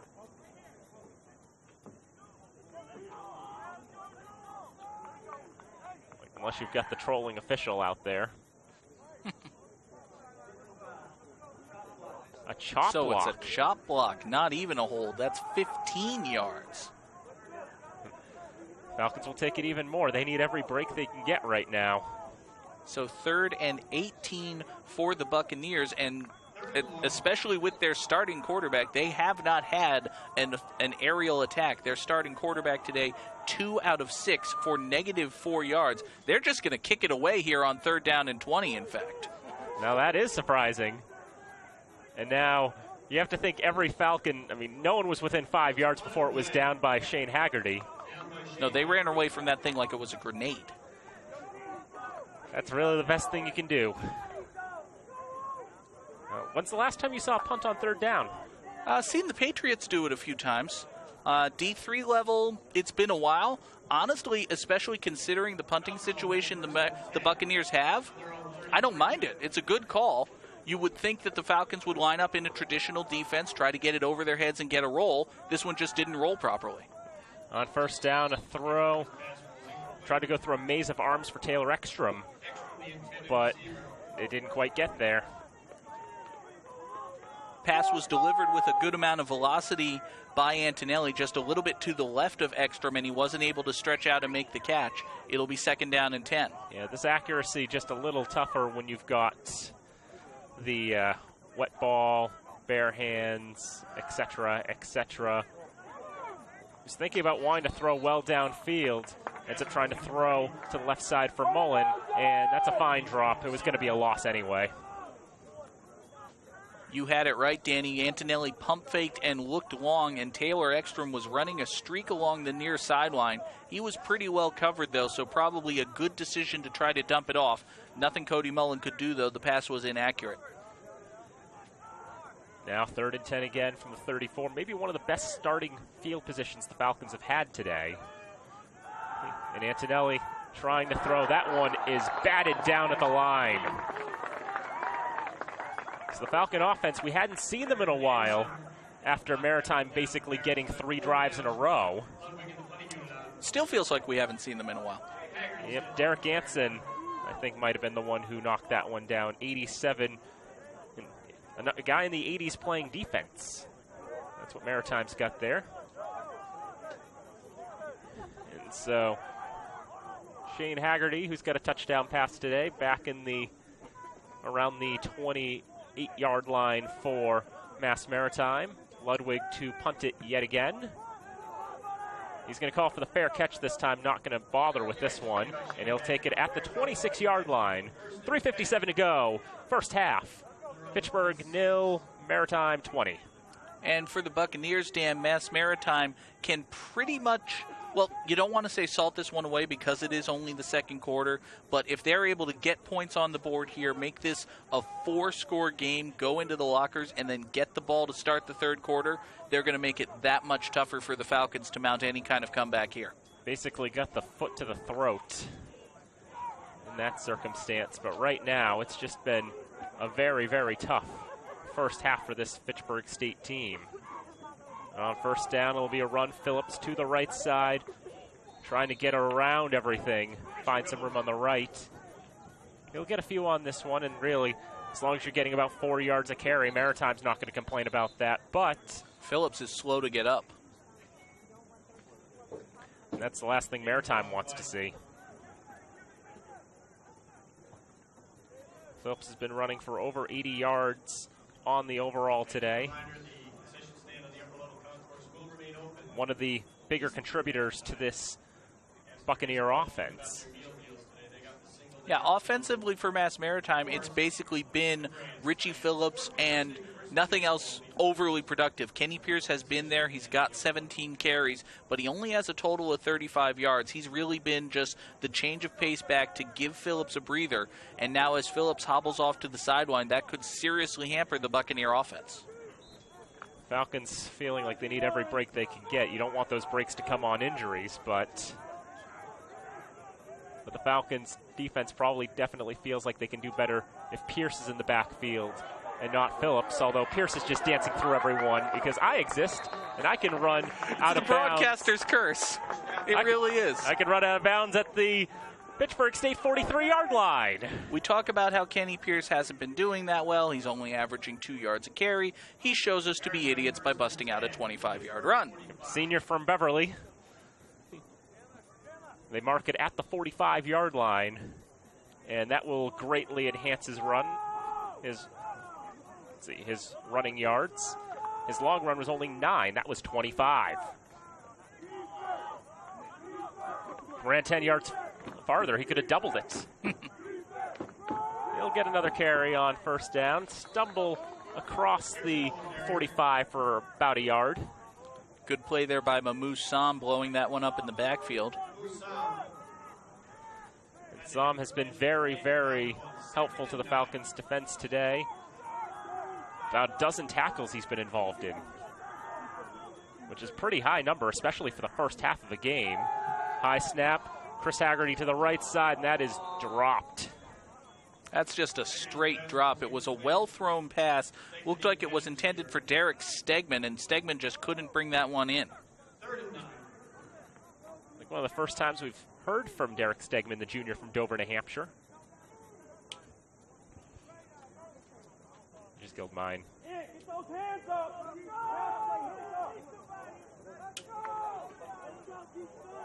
So now we're at third down, 9 to go, 2:32 to go in this second quarter. And they're going to go with the run again. And DeMar Collins able to get his hands around the feet of Kenny Pierce and trip him up. If not for that, he could have very well been on his way to a first down. Buccaneers go with the draw on 3rd and long, try to convince the Falcons they're going to throw it. Fitchburg State wasn't biting. Falcons electing not to burn a timeout here. I think they're going to be content to go to the locker rooms. Be interesting to see if Mass Maritime wants to apply more pressure or just kick this one away. There are no rush to take a snap, and with the play clock now in single digits, they're not going to get a snap off. They're going to burn their 3rd and final timeout is what they're going to do. And they do so right when the play clock hits 2. So 1:47 to go. Mass Maritime facing 4th and 6 at the Falcon 42 against an offense that hasn't really been able to mount any kind of consistent attack today. I think if I'm Jeremy Cameron, I'm going for this, even with the passing situation being what it is. I would agree with you. And, you know, again, with that formation, you put up enough misdirection to the point that you can't really tell if they're going for it until they actually go for it. Until they actually kick it, you don't know that they're punting either. Just because the quarterback takes one step back doesn't mean that he's committed to kicking the ball away. And if something breaks up, we've already seen a broken play turn into a touchdown. But really, 6 yards to go on what is 4th down. They've already converted a 4th down today. I think two of them, in fact. I think it's definitely a legitimate question. I think it's definitely worth it. While we have a second, let's talk about some of the upcoming games here on FATV. This coming Friday, it's Fitchburg High School action, Neshoba Regional at Crocker Field. A couple of weeks from today, Western Connecticut State comes to Fitchburg State. We'll see WestCon here at Elliott Field.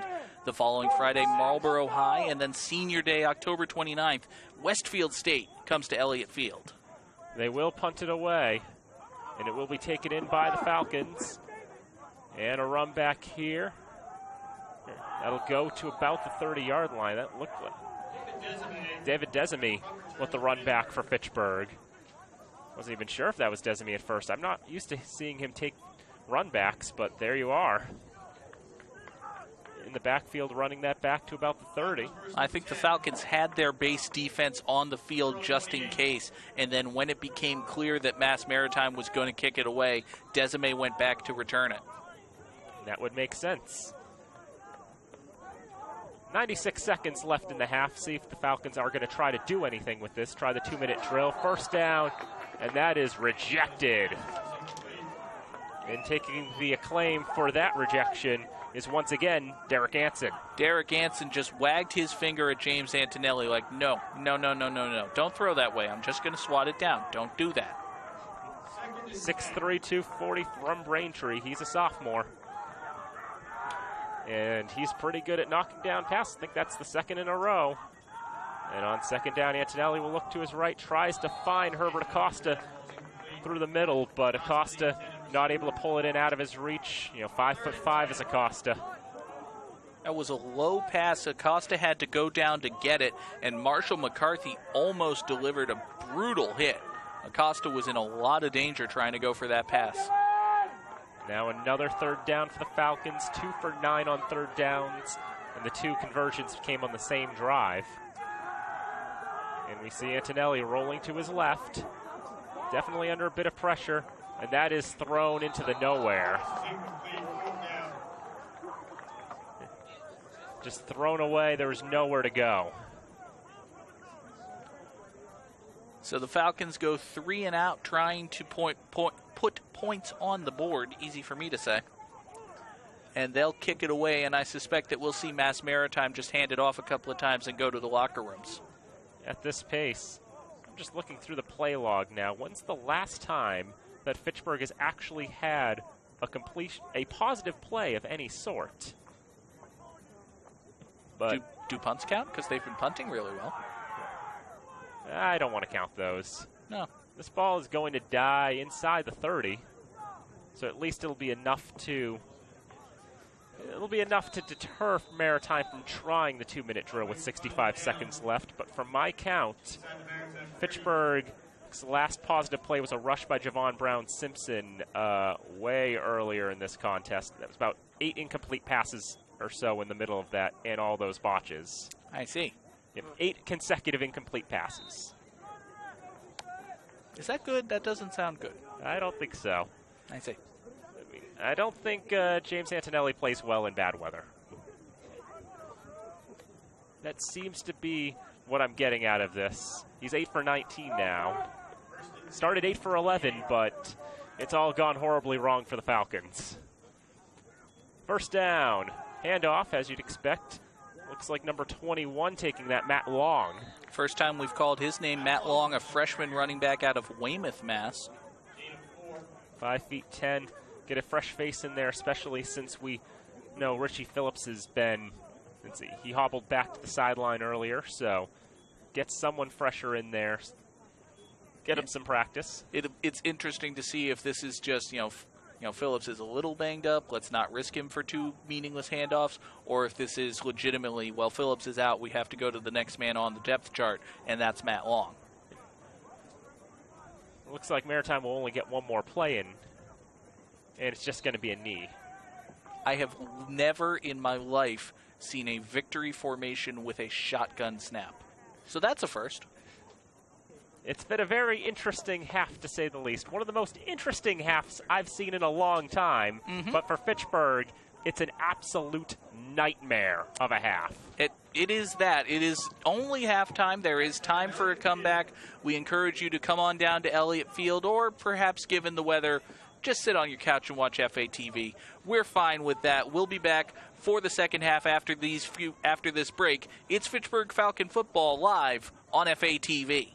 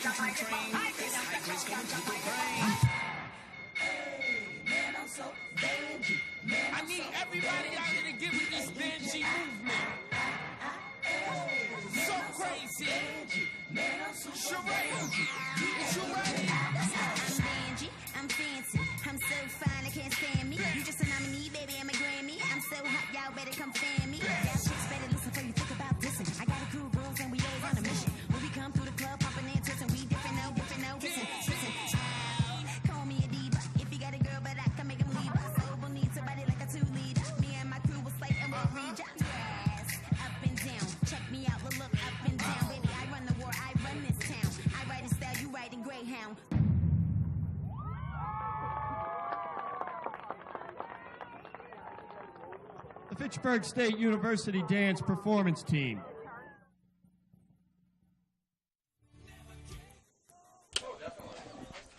Falcon football resumes here at Elliott Field. The rain continues to fall. I'm John Gugerty, joined by Amanda Agassi and Danny Bolak.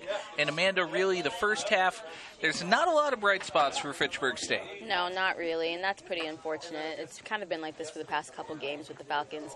The offense is having a difficult time getting some points on the board, but hopefully they had a good meeting in the locker room during halftime, and they can really get after it in the second half. Now, Danny, what exactly has Mass Maritime done to give them this 3-score lead?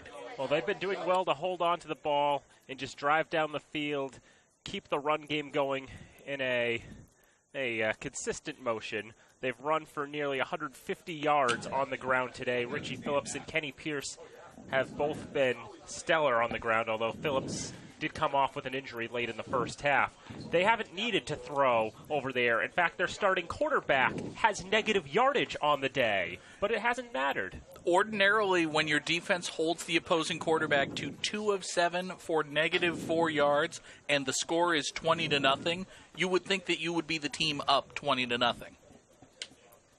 That's basically how it's gone. I mean, the Falcons' defense has been doing fairly well to stop Maritime, but a few mistakes here and there.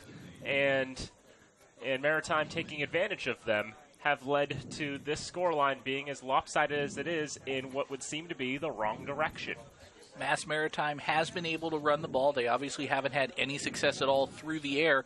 The Falcon defense, as you said, has been somewhat stout, but each individual scoring play has just been something weird, whether it's a fumbled snap in the end zone or a busted play leading to a wide-open receiver or a questionable, to say the least, special teams decision giving first and goal at the 4-yard line.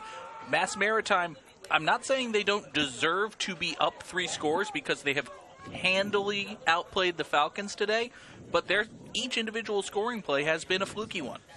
Yeah, the flukes have added up for the Falcons, or added up for the Buccaneers in giving them that 3-score lead. I mean, it's hard to talk about their strong play without mentioning those flukes because that's what basically set them up in the end. Now, Amanda, Fitchburg State is going to kick this ball away to start the second half. What do you think they need to do to get back into this one? I think they just need to be aggressive. I mean, it's been a pretty physical game, but in the past, Coach has definitely touched upon this. Other teams are not more physical than you guys. So you guys need to keep that consistency up throughout the game. So as long as they're physical and they're aggressive, I think they can definitely maybe get some points on the board soon. And, Danny, we've seen this is the first game that James Antonelli has started from the beginning as the quarterback for the Falcons, and it generously has not gone well so far. What improvements do you think he needs to make here in the second half? Well, I guess take a little more time, try to get a better grip on the ball. I know I was talking with one of the ball boys during halftime. He says it's about as slippery as a bar of soap down there. And, maybe pray to the rain gods, stop the rain. That would help. Turn off the water. That would be helpful as well. That would help. It would be Go ahead. For the first time today, we will see the Falcon kickoff unit. They'll kick off from the right to the left, and we'll hand it over to Danny Bolak for the play-by-play of the third quarter. Thank you very much, John. As Ludwig kicks it away. This ball's going to bounce around the 15-yard line, taken up on the left side, and out of bounds just past the 35-yard line, it appears. Couldn't get a good read on the number there, but nonetheless a pretty good run back for Mass Maritime.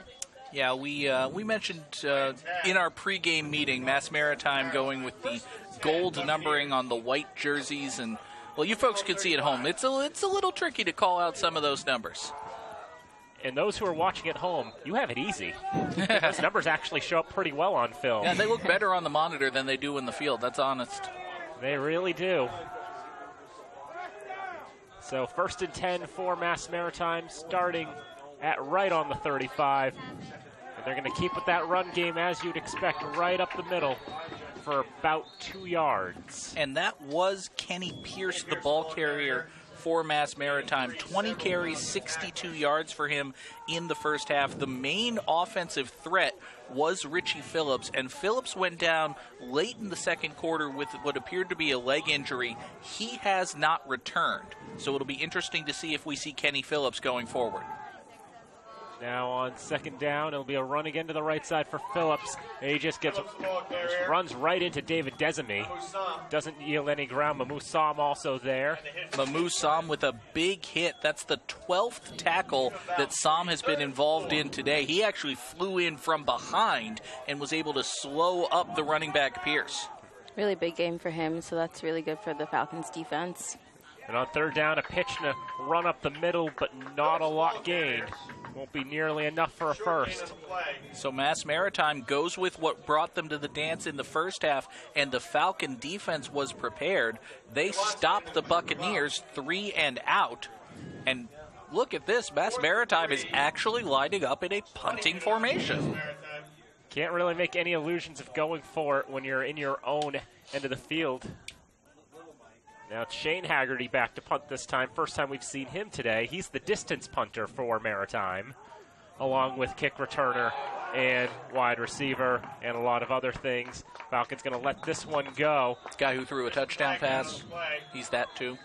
He's done that as well. David Desmi was back again for the Falcons. That time he was going to take the kick. There is a flag back in the area of the kicker. And would you believe it, it is running into the kicker against the Falcons. That 5-yard penalty results in a first down.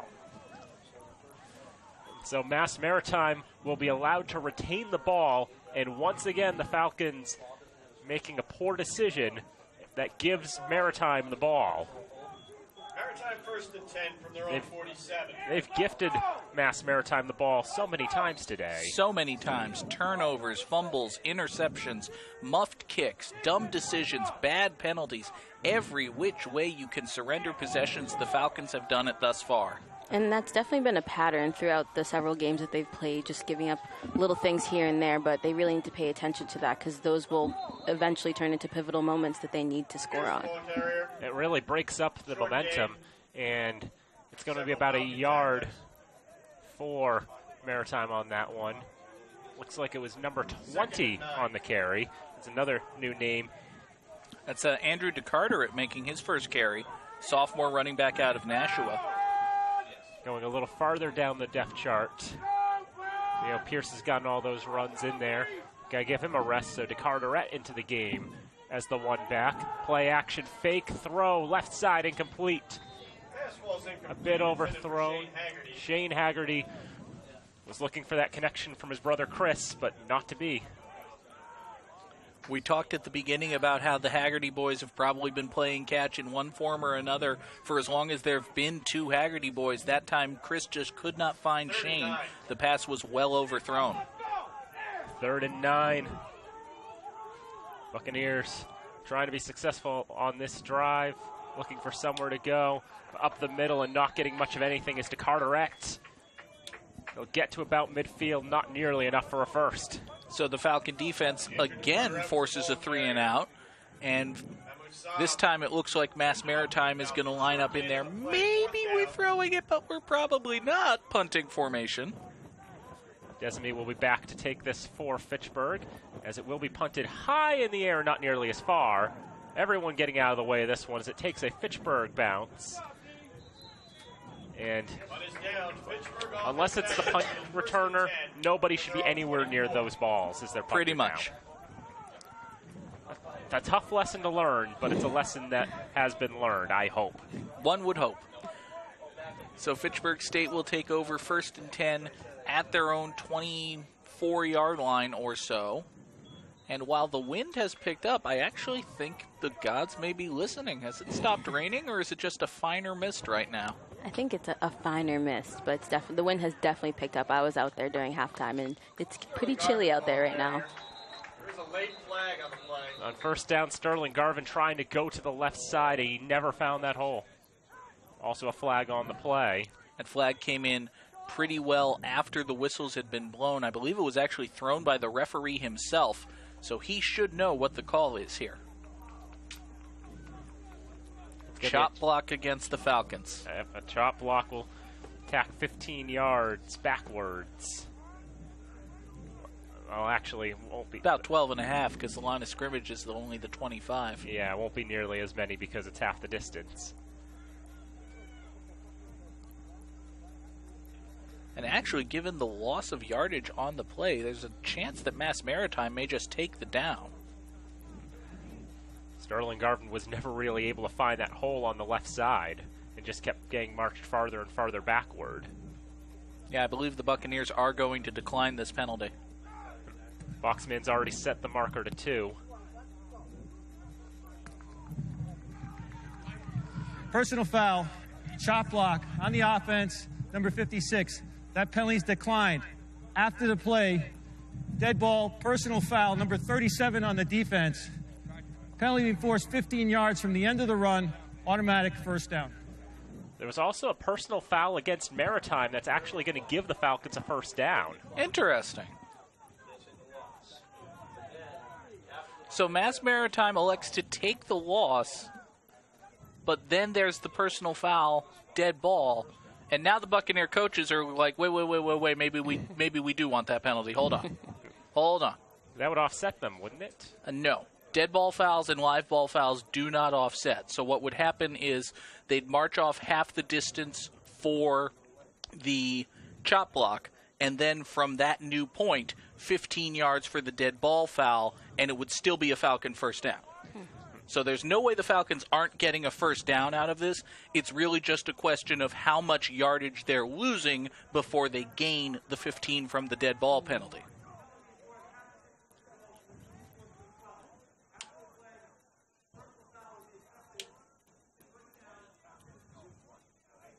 So if there are 2 live ball fouls, like if Mass Maritime had committed a face mask rather than their dead ball foul, those penalties would have offset. However, because one was a live ball foul and the other a dead ball foul, they don't offset.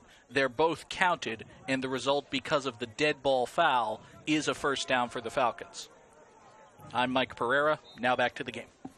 Thank you very much. Even I get that confused from now, time and time again. In the end, the Falcons get 3 yards out of that. And a 1st and 10. Here's a throw to the left side. It's Acosta. It's complete, and he's immediately taken down.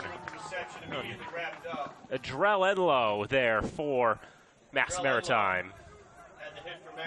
6'1" sophomore out of Worcester, went to Worcester Tech. And he was right on Acosta.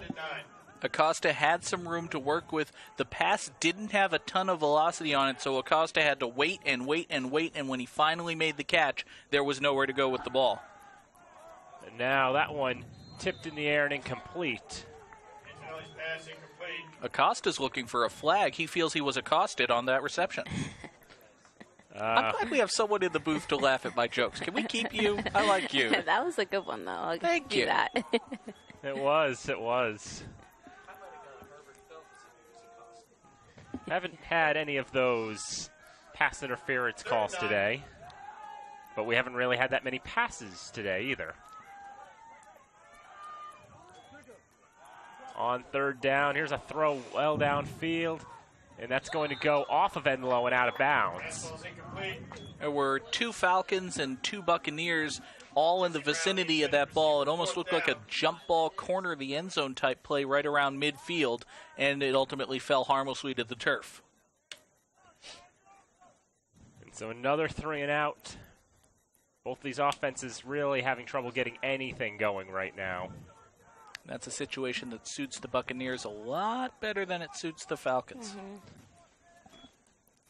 And Ludwig will run around a little bit, try the rugby-style punt.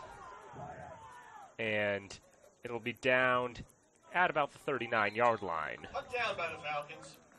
Taken there by Javon White. The Buccaneers will start with the ball, 1st and 10. And really, they just need to keep running the ball and running some clock.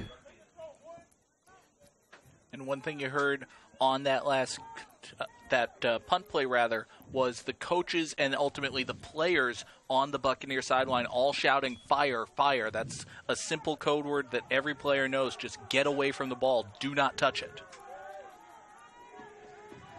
On 1st and 10, a run to the left side. This is Pierce. If he gets back to the line of scrimmage, it's not going to be for very much. Short gain on the play. And they will give him a pittance. And you see again, Mamu Sam again attacking the player. He's been doing that all game. This has again been his 13, 14, yep. Something like that, yeah. He's been up there in terms of the tackles that he's been involved in today. Our live stats is 15. That's quite a lot. Nice. And he's right there again. This could be 16. Mm-hmm. Gain of a couple more for Kenny Pierce.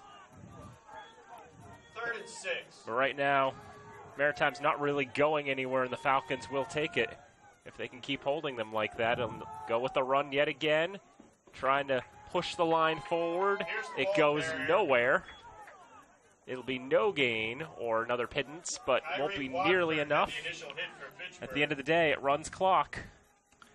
That's it for Mass Maritime. Their offense has done absolutely nothing with the 3 possessions basically 3 possessions they've had so far in the second half, but it doesn't matter that much because they're up 3 scores and the Falcons have not shown any competence on offense. So as long as the clock keeps running, the Buccaneers will be content to run into the line, kill the clock, and then kick it away. Now, this looks like this could be trouble if it was against Fitchburg, but Offense. it's a false start against Mass Maritime. 5-yard penalty. There were 5 yards to go for the down. first, so that would have been very close to a first, but the penalty is against Maritime, so they'll back it up back to the original stick.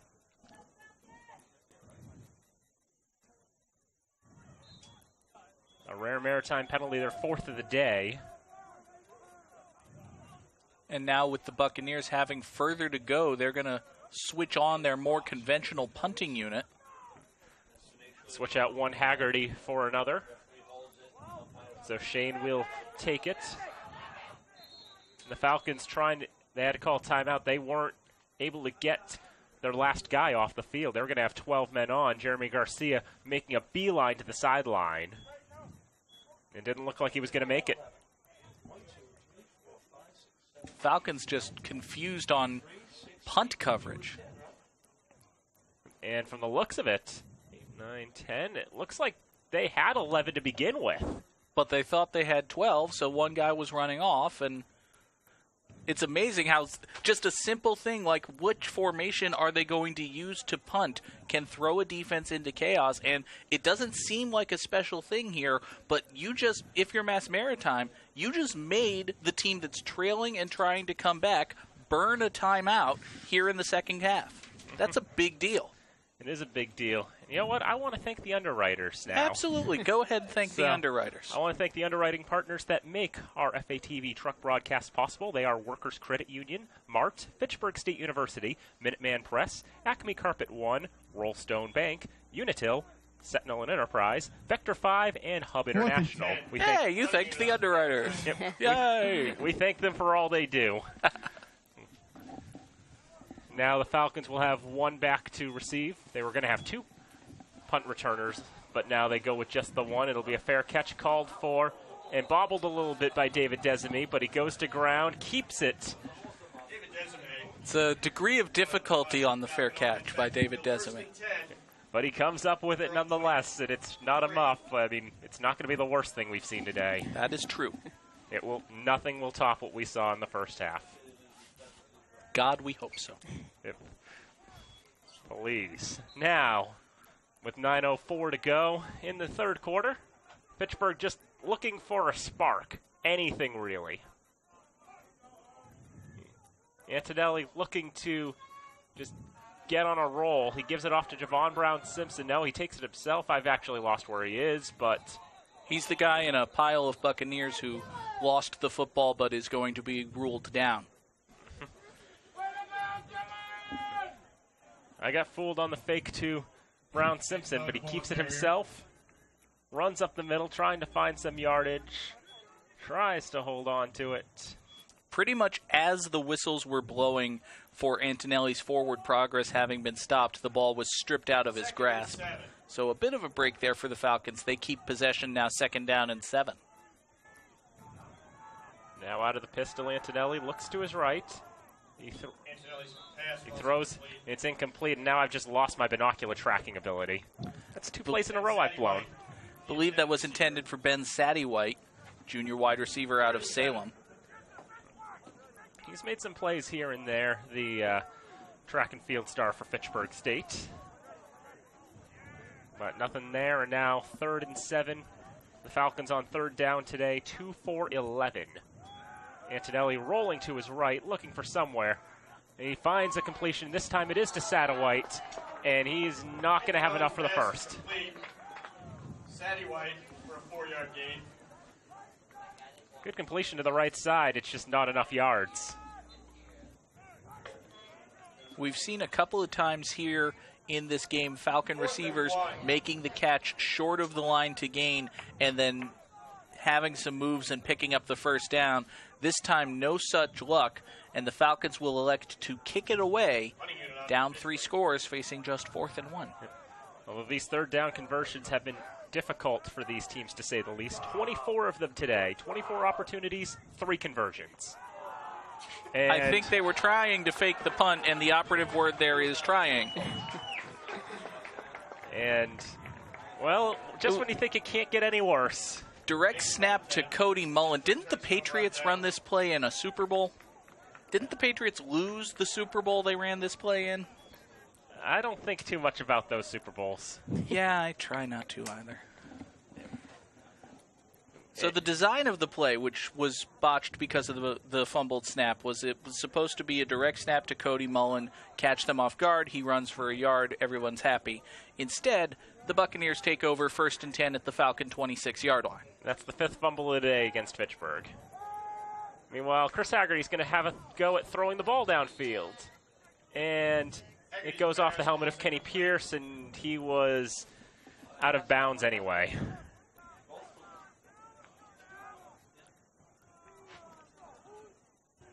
Bit of an interesting play call by the Buccaneers. We assumed that they would be content to just continue handing the ball off, but instead they wanted to go downfield. Now they stop the clock. Haggerty showed himself to be a fairly good quarterback. Just the rain's not been helpful to him today either. 2 for 9 now. And he's still in the red. I have more passing yards than he does. Run to the left side. About 2-3 yards gained there by Matt Long. Matt Long, the ball carrier. Gain of about 2 on the play. Not a whole lot more to say about that one, just trying to get to the left side. No, not really. They handed to Long, and he got short. That's about it. Shane Haggerty, you see there, lining up as a wide receiver. He's got the 1 touchdown pass today. He has been the best pass thrower on the field today. He is 1 of 1 with 1 touchdown. Can't do much better than that.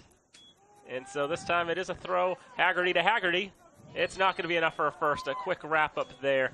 Jumping in for the Falcons. Looks like Chandler Laguerre getting in on that tackle. Short gain. So this will bring up 4th down, and what do you do? It's 4th and 8. It's a 42-yard kick. It's raining. It's Division III. I say you go for it. Might as well. I mean, you're not going to kick a field goal, are you? Just too far out, and their kicker missed one to the right earlier, but they will go for it unless they decide to go with a pooch kick. They've got those 3 receivers all in a group to the left, and he's looking over there, and it's going to be a catch made by Shane Haggerty. Very close to the line to gain. I don't think he got it from that spot, to be honest with you. It comes down to where the head linesman's standing. They indicate 1st down Fitchburg. And he wasn't and where he was standing wasn't close enough. So we'll take a look at it here. Maritime turns it over on downs. Falcon Pass is pretty well thrown. Might have been an ungenerous spot. Tough to tell on the replay, but the officials seemed pretty clear. Mass Maritime comes up short. The Falcon defense makes another stop, and their offense takes over 1st and 10. And on 1st down, it'll be Javon Brown-Simpson to the right side. Ball comes out after the play. He didn't get very much on it. And now we're seeing sort of a reemergence of the struggles of the run game that we saw last week in Bridgewater. 2nd and 8. Really, the Fitchburg offense just hasn't been able to get anything going all day. Mass Maritime has been stacking the box, stopping the run, daring the Falcons to pass, and for the most part, they just haven't been able to. Now on 2nd down, Acosta moves in motion to the left side. He'll look to throw over there, and it's incomplete. No, that's actually going to be they were thinking about maybe would that be a backwards pass, but the officials say, nope, that is a forward pass, just barely. 3rd and 8. Looked like it was supposed to be a quick play-action fake, and then the wide receiver screen. Antonelli had a man in his face, so he had to loft that pass up. Acosta wisely let it fall to his feet, and then there was the brief panic about the ball maybe being live, but it was not. It'll bring up 3rd and 8. 5:41 to go in the 3rd quarter. Antonelli looking to his left. He wants Acosta. He's not going to have him. Herbert Acosta is not that tall. 4th down. 5'5", shortest player on the team, tied with Jaquay Solomon, and they can only go up so high. Let's see it on the replay. Acosta has some space in front of him. If it's a lower pass, if it's a harder thrown ball, he might be able to make something happen there. But with that kind of pass, there's just nothing going on. And then you have Adrell Enlow lurking immediately behind him, who's going to be going over there and make that big hit. Let's see if we have a proper punt this time. So he will, and this will go high in the air. And that'll be downed at the 39-yard line for Fitchburg State. The Falcons are insisting that that ball touched a Buccaneer when it was live. I don't think the officials are going to agree with them. I just heard lots and lots of shouting from the coach's box to our left. The Falcon coaches are not terribly happy with the route running. As we take a look here, try to see if that ball might have hit a Buccaneer. I don't think it did. The Falcons were pretty insistent that it did, that they should take over, but they don't agree.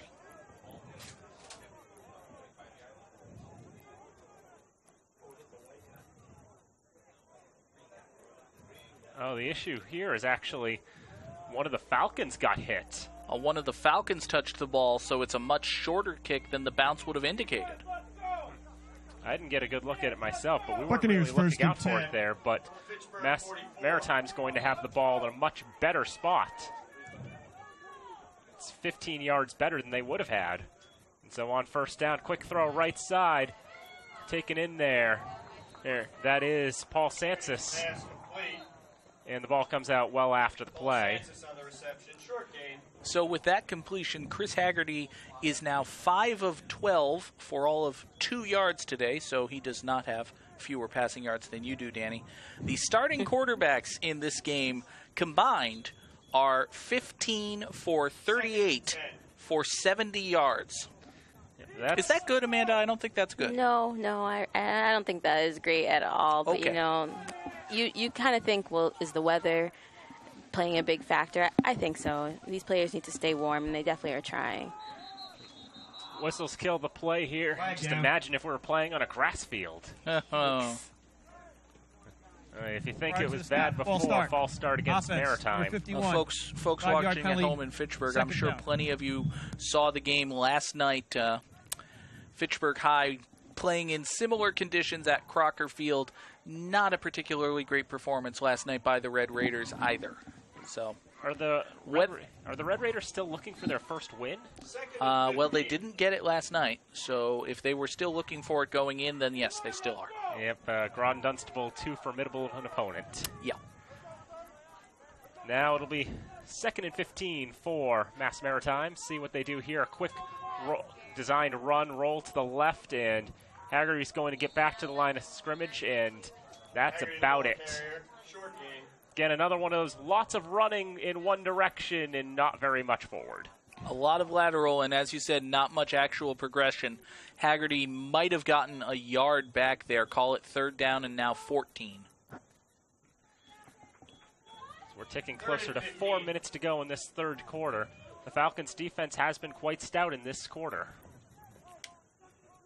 especially since they're going more with that running game, although they've been mixing a few more passes here and there. Well, yeah, especially if you're looking for positives for the Falcons, here in the second half, the defense has been incredibly strong.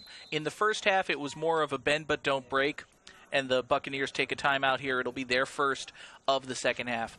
In the first half, the Falcon defense was, bend but don't break. They would give up a few big rushes here or there, but inside the 20-yard line, they were able to stiffen and, for the most part, hold the Buccaneers out of the end zone, save for the fluky plays that led to touchdowns.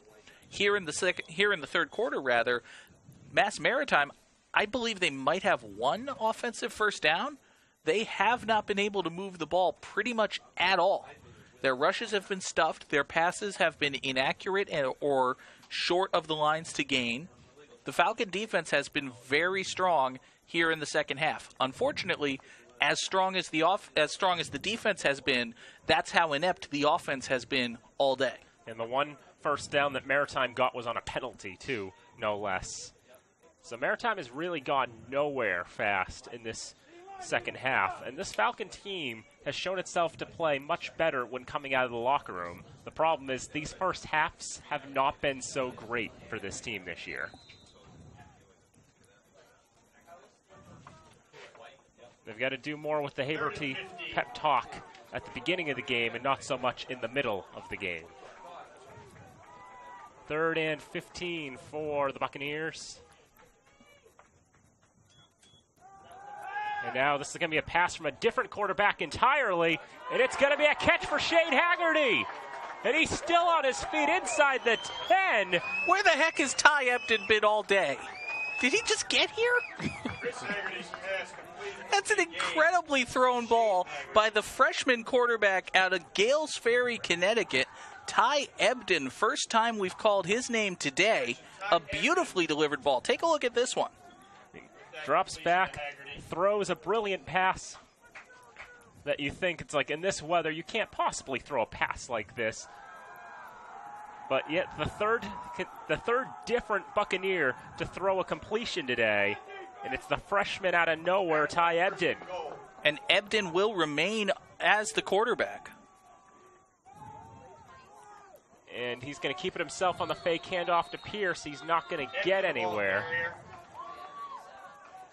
Just looking to see, has Ebden done anything of note this season? I don't think he has. I think that was his first collegiate play. Was a heck of a first play, a very well thrown ball along the far sideline here on his first rushing attempt. Really nothing doing there. DeMar Collins leading a flock of Falcons on the hit. And now it's up to the Falcons to really toughen up here. Second and goal. As the Buccaneers well in the red zone, second and goal. And just like that, Mass Maritime has something resembling an aerial attack to worry about. It'll be a handoff to Pierce. He's not going to get much of anywhere. That linesman stands at the 5. Third down will come. Anthony Bednar's in on the hit for the defense. Third and goal. That Ebden pass was 43 yards. I'd like to point this out, okay? Ty Ebden and Shane Haggerty, who are not, let's see. Ebden is listed as a quarterback. Haggerty is a wide receiver. You knew what I was going to say and you realized where I was cutting myself off. They've thrown for 73 yards on 2 passes. Chris Haggerty's 5 of 12 for 2 yards. That is an accurate summation of the events, yes. Yes, and Jeremy Cameron deciding to switch things up, brings Ebden in there, up 3 scores, has him air it out there, and Shane Haggerty now with 3 receptions for 49 yards with that catch. And really, from the Buccaneers' perspective, this is a good time for them to try things on offense that they might not have otherwise. Now, I'm not saying empty the kitchen sink and run your special trick plays that other teams can scout, but bring in some other personnel. Give Ty Ebden a shot. See if he can throw the ball around because, again, you're up 3 scores against a team that has shown nothing on offense. It's a good time to try, actual game action's the best time to get this practice, because you're against motivated opponents and your offense doesn't have to worry about hurting your defensive guys either. And so he's getting that practice, and he makes a darn good first impression. Yeah, for a first impression, that was a very good one. We'll see how he's able to lead the drive here. This is a third down and goal situation for the Buccaneers, and they will actually not go with Ebden. They're going to bring back Chris Haggerty as the quarterback. Haggerty to take the snap, gives the delayed handoff to Pierce, trying to find a hole. Everybody trying to get in there for Fitchburg to push him back.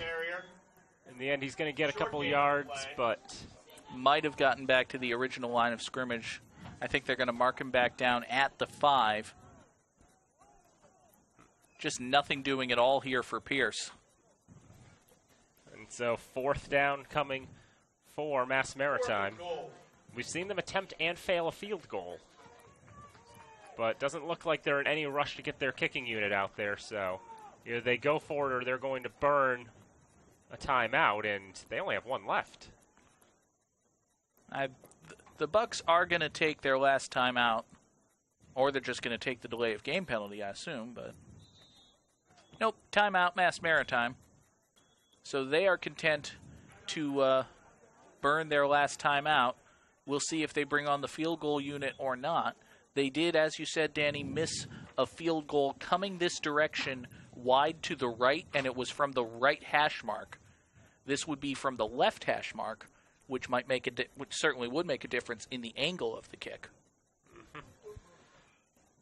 I mean, and from this short of a distance, because of that angle, you have to cut it in even more than you would normally. So these aren't gimmies in any stretch of the imagination. Absolutely not.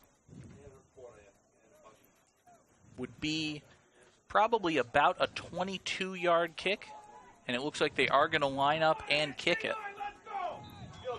And, folks at home, you hear, oh, it's a 22-yard kick. It's an easy one. With this angle, it really is not. Left to right for Sean Kaler. Holding it is Derek Stegman. Let's see what Maritime comes with. Kick is up. Looks good to me, and it is. That is good. First points of the half come on a field goal. Kaler boots it through. 57 seconds left to go in the third quarter. Mass Maritime, it's still technically a 3-score game, but it is now that much tougher, 23-0 over Fitchburg State. In the end, a pretty successful drive for Maritime, all things considered, capped off with the reserve quarterback coming in and throwing a bomb downfield. Really, that drive was stalling, and then Ty Ebden comes in, delivers one big 43-yard strike. They weren't able to capitalize on it further, but that does allow them to get 3 points on the board. And now, we saw this a lot in the first half, Mass Maritime is kicking off. There's no real guarantee that Fitchburg State's going to actually get the ball back. The last kickoff we saw pegged one of the upmen for Fitchburg, and Maritime was able to jump right on it. And we know that Mitch Miskell, he does not get much airtime on these kicks. They're just line drives. Let's see what we've got here. It's another liner down the field.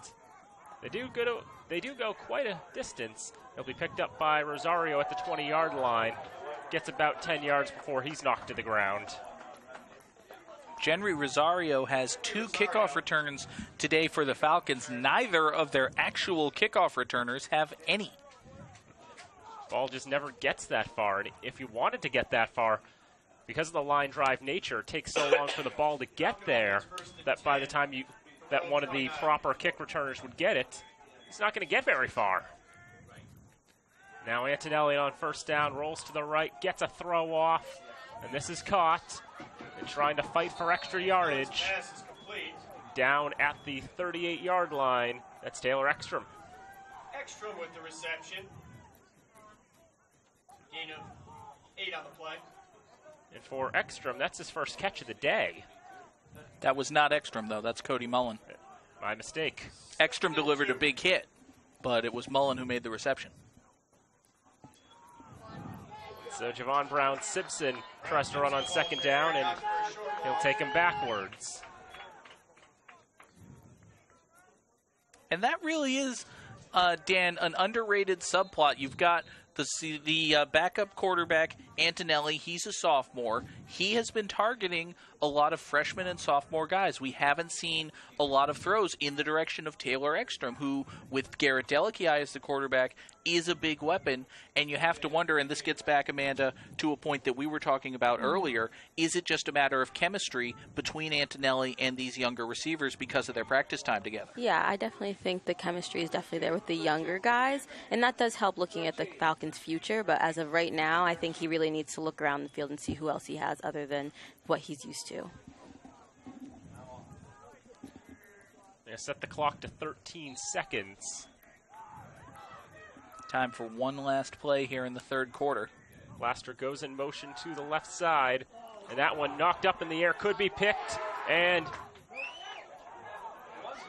where's it gone? Javon Brown-Simpson makes the reception. Didn't see that coming at all. Well, How on earth did that happen? That's as good a play as any for me to wrap up my play-by-play for the day. All right, so we take a look at the replay here. Ball is swatted up at the line of scrimmage, and it's somehow it's tipped again and then falls in the hands of Javon Brown-Simpson. He's able to turn this into a 7, 8, 9-yard catch, and then he leaps over the bench for good measure. All right. It was an excellent play, just staying with the ball. It wasn't good enough for a first down, but that was very silly. That was also, incidentally, and rather sadly, I believe the biggest gaining play for the Falcons in the entire third quarter. A double deflected up in the air, somehow the running back winds up with it pass. Yeah, that was just a mess of everything. So as we head into the fourth quarter, Falcons trailing 23-0. There is still time. They have an entire quarter, but really, you don't want to concede, but you want to see something before you even start to think about coming back and winning this game. Exactly, and it really seems like the Falcons are definitely just depending on their defense, who has been doing a great job, but offense really needs to respond. The offense just has not had it today. Can't say if it's the weather or just the unfamiliarity or what have you. Only 4 first downs all day, none on the ground. And as that deflected pass came on third down and was short of the line to gain, the Falcons will start the fourth quarter by kicking the ball away. They will punt it, and Mass Maritime will take over once again. Good high kick, bounces and takes a Falcon roll. This is going to go pretty deep into Buccaneer territory, mark it down at the 15. So it's a good kick for Christopher Ludwig. It's about a 50-yard kick altogether. Falcons will take the bright spots any way they can get them. But now into the fourth and final quarter of regulation time, a 23-0 lead for Mass Maritime. The out-of-town scoreboard, we haven't really done one today. Plymouth is at Westfield. That game got underway about 15 minutes ago. Framingham is at UMass Dartmouth. Bridgewater is at WestCon. And Fitchburg's opponent next week, 0-4, Worcester, has the week off. Oh, good for them. Buccaneers first and 10. And hello to everybody in Worcester who is no doubt scouting their future opposition. We hope they'll look better next week. First down handoff for Mass Maritime goes straight up the middle. That is Kenny Pierce, the ball carrier. He gets a couple of yards, if that. And Maritime, you'd have to expect more running of the ball. Matt Long, the ball carrier. Excuse me, that's Matt Long with the carry. I believe that's his third rush of the day. And 2 for 6 coming in, so looked like about another 2 or 3 there. Second down and 8 coming up for the Buccaneers. Long remains in the backfield with Chris Haggerty. High snap, Haggerty holds it well. Handoff to Long on the sweep to the right side. He is dragged down out of bounds. Some 21-on-21 violence. That's Mahmoud Sam shoving him out of bounds. There's one of your bright spots of the day is Musam getting in on so many tackles. Infinite tackles for him today that he's been involved with. 18, 19, something like that. 9 solo. Musam really has been one of the few highlights, but he has been a highlight for the Falcons so far today. Mass Maritime now facing 3rd and 5. They line up trip receivers to the near side. Only 2 Falcon DBs over there, but they will hand it off instead, and a pretty big hole up the middle for Long. Yeah, they're going to stop the clock, move the chains. That's good for a Buccaneer first down. Looked like it was Andrew DeCarteret who took that run there, number 20. Yes. So it is a well, we have not seen any of Richie Phillips in the second half. Don't know how much of that is the injury he suffered at the end of the second quarter, or how much is the fact that they have a 3-score lead against an inept opposition. But it has been DeCarteret and Long doing the bulk of the carrying in addition to Kenny Pierce. So DeCarteret remains in the backfield.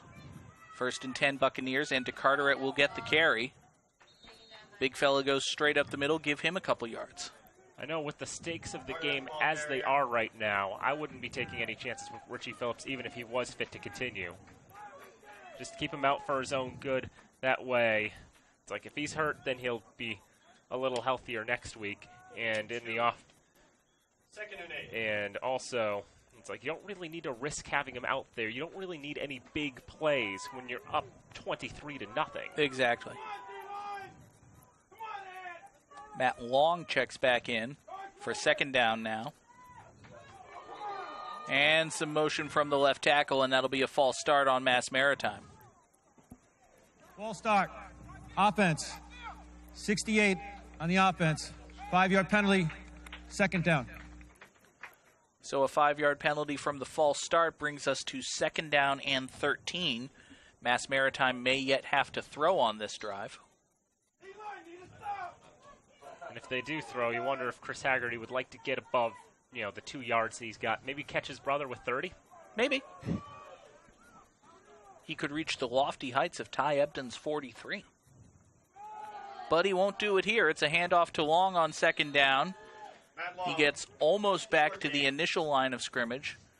It'll be 3rd down and about 11 to go. Falcon defense is up to the task so far. It's just 3rd and 11. Not much doing anywhere else. Sam and Desmi getting in on that one. How many tackles can Mahmoud Sam get involved in this week? Can 21 get 21? Can 21 surpass 21? There I think you go. that could be possible. 3rd down and 11 for the Buccaneers. They will throw. Passes over the middle. A diving attempt, but the pass is incomplete. Believe that was intended for 84 Brian Fitzpatrick, the sophomore tight end. 4th down. Pretty well delivered ball, a little out of the reach of Fitzpatrick, and good defensive pressure there by David Desimi. So Mass Maritime will kick it away. Desmi will stay in back as the punt returner for Fitchburg. Coming into the game, Desmi wasn't on the depth chart as a punt returner. Acosta and Perkins were ahead of him. And this kick just goes out of bounds at about midfield. Near midfield.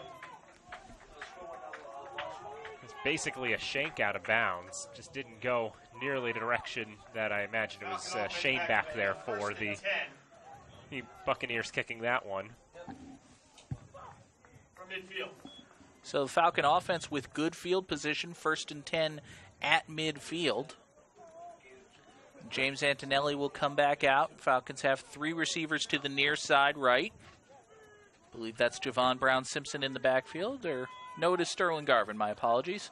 Antonelli back to pass. He lofts it up over the middle. Double coverage. Pass is tipped and somehow falls incomplete. 2 different Buccaneers had a great chance at that one, and the Falcons are lucky to retain possession. Take a look at the replay. Looked like it was Ekstrom was trying to come up with the play, but Grady McCarthy comes in from behind, knocks that up in the air, and then it is knocked to the ground from there. Adrell Enlow had the ball bounce off his arms as well. Now on 2nd down, Antonelli rolls to his right, throws to his right. That pass is incomplete. Really off the hands of the intended receiver. That was Satterwhite, the intended target. For a lot of these passes, you can say the blame's on the quarterback. With that one, I think that's a catch you should probably make. And there were quite a few drop passes last week in the game against Bridgewater. I feel like I'm getting this impression that the Falcons' biggest weakness is bad weather. One of their biggest weaknesses. Now 3rd down and 10. Antonelli throws. That pass is picked off. Clear path to the end zone. 20-15-10. Touchdown Buccaneers. Just like that, Marshall McCarthy adds insult to insult to insult to injury, and it's a pick 6 for the 2nd week in a row. And just like the first interception of the game, it was to someone in the middle of the field who was wide, focused, open. Marshall McCarthy takes it back to the house, and man, this is just from bad to worse to even worse. First it's bad, then that gets normal, then it gets worse. Then that gets normal, then it gets worse. We've been here before. This is one of the worst games I've seen Fitchburg play in a long time. Hey, there's 10:49 to go. Extra point attempt is up, and it is good. So with, as we said, 10 minutes, 49 seconds to play, it is an even 30-0 in favor of the Buccaneers from Massachusetts Maritime. Do we want to thank some people today? Yes, let's. Because after all, I would say the FATV crew has done an exemplary job as always. We want to thank our director, John Dextres, technical supervisor, Travis Falk, Dave Oster helping out as well, Kevin Ward. Camera operators include Scott May, Matt Carroll, Ty Dorsey, and there are the three of us in the booth. We're doing okay. I think so. We've got Amanda Agassi, Danny Bolak, and myself, John Gugerty. We want to thank everybody who has stuck it out with us so far on FATV in Fitchburg, on FATV.org, around the world. Our next game, again, is this coming Friday, October the 7th. It's a Crocker High special, Fitchburg High School taking on Neshoba Regional. As with all the Friday night games, that is a 7 o'clock kickoff, and you can watch it right here on FATV. Another low line drive kick, taken in eventually, hopefully, finally, by Genry Rosario, and he doesn't get much. He's brought down at the 25-yard line. It seems like none of those kicks that Rosario has handled, he's really been able to pick up cleanly, just knock it down, then pick it up off the ground. But he's not one of the primary kick returners for this Falcon team, just one of the up men. It really is a concerted strategy from Maritime, and I'm a little surprised that we haven't seen the Falcons adjust to it and change the positioning of their fielders. Maybe get some of those trained kick returners further up the field. Antonelli rolls to his left on first down. Pass is complete along the far sideline. Cody Mullen with the catch. It's a gain of 7 or 8 yards, and not a Falcon first down, but close to it. Just a rollout to the left side. Found the open Mullen, who didn't really have a chance to get much farther than that. Now on second down, Antonelli rolls to his right, looks to his right, throws to his right. Pass is complete to Satterwhite. He breaks one tackle but can't get out of any more. That will be a Fitchburg first down. I have no idea, so I'm going to ask Amanda. Over, under, 8 minutes left in the third quarter. When was the last Falcon first down? Was it before that or since that? I don't remember. I don't remember either. It's Danny, help me. been a while. Yeah, there's no timestamps in the game log. Aw. All right, Antonelli's pass is high, and it is picked off. Once again, this one is Grady McCarthy with the pick. A flag comes in well after the interception. Antonelli's pass is picked off. So I think this may tack some yardage back off the return. Interception. There's a flag down late. Another flag comes down well after the play. And on top of everything else, Cody Mullen is hurt.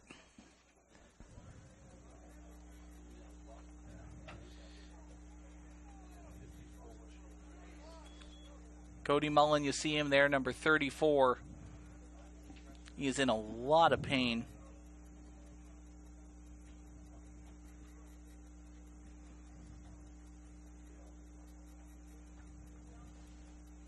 Falcon players taking a knee around midfield and the 40-yard line. Block in the back. The call is a block in the back number 28. Against the Buccaneers 10-yard penalty from the end during of the the return, run. so that'll First down. give some yardage back to the Falcon defense. But obviously right now the concern is more for the health and well-being of Cody Mullen. And that's a good sign as he's able to get up to his feet.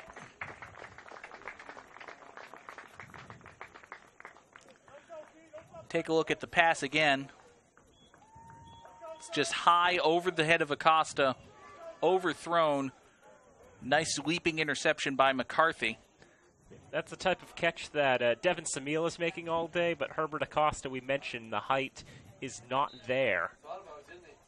Maritime first and 10. It's just way too high for him, but not that high for McCarthy. He's able to haul that one in. It's the third pick of the day. So Maritime takes over first and 10 at their own 35. Run along the right side for Andrew DeCarteret. Nothing going there for him. Kyreek Watford the tackle. No gain. At this point, I'd be surprised if Maritime even tries passing again. I would be stunned, yes. Not really a point in doing that when you're up by 4 scores and change.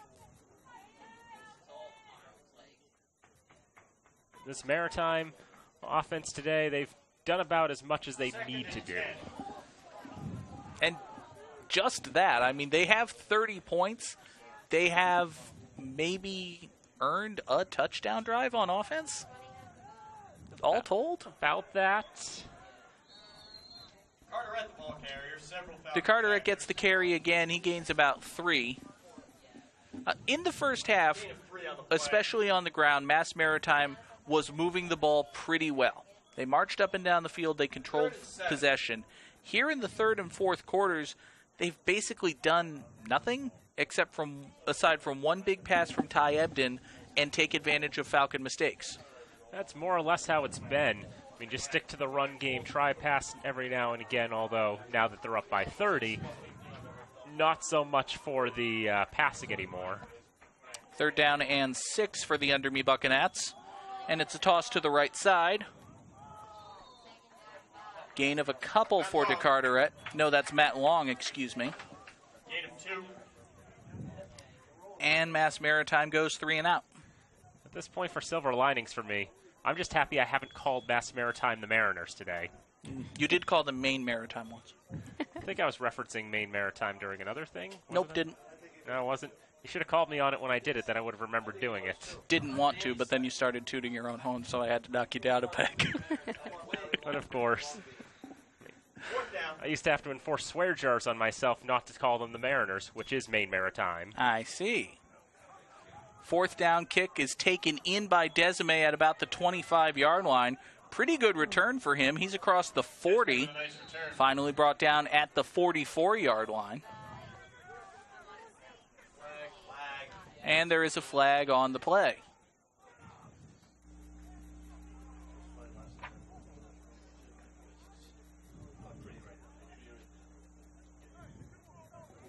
Couldn't tell if that was during the play or maybe some frustration boiling over afterward. You know, it was pretty close to the end of the play, somewhere in thereabouts. Decent chance of a dead ball foul, but After the play, dead ball on sportsmanlike conduct of 94 of the receiving team. 15 yards at the end of the run. 1st down. So unsportsmanlike conduct called against the Falcons at the end of the play, and as I feared, it could be just frustration at the end of a long, terrible day starting to boil over. You hate to see that. Near nothing has gone right for Fitchburg today. It's been one of those messes of a game. Sterling Garvin gets a couple yards on that run. Ball carrier. Taken down from behind, had a big hole, but pretty good Gain of 2. defense there by the Buccaneers. Hold him to only a couple of yards. It'll be 2nd down and 8. Antonelli and Garvin remain in the game. Antonelli's pass to the left side is incomplete. Intended for Herbert Acosta. It was well behind him. At this point, I'm starting to think most of these passes to Acosta would be so much better if Acosta was 3 or 4 inches taller. Mm-hmm. 3rd and 8. Acosta's a strong player, even at 5'5". It's just a matter, though, of these passes have just not been on target today. 3rd down and 8 now for the Falcons. Antonelli rolling to his left. He throws. Pass is high. It is caught. Brought in by 84 for the Falcons. That's Keith Nance's 2nd catch of the day. Gain of only a few, though. It's well short of the line to gain as we take a look at the replay. Just a roll out to the left side, able to get that throw off, but Nance having to go up in the air to make that catch. Not really much of a shot at getting those yards after. Only about a few yards to get. So the Falcons go 3 and out. They will kick it away.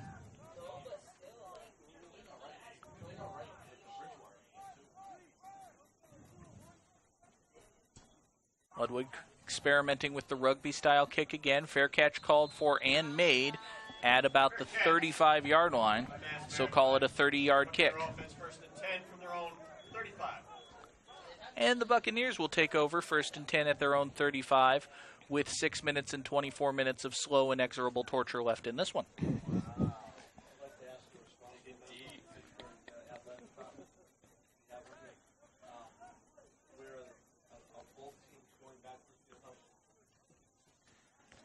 As we mentioned, this coming Friday, Neshoba Regional will be at Crocker Field, a 7 o'clock kickoff on FATV.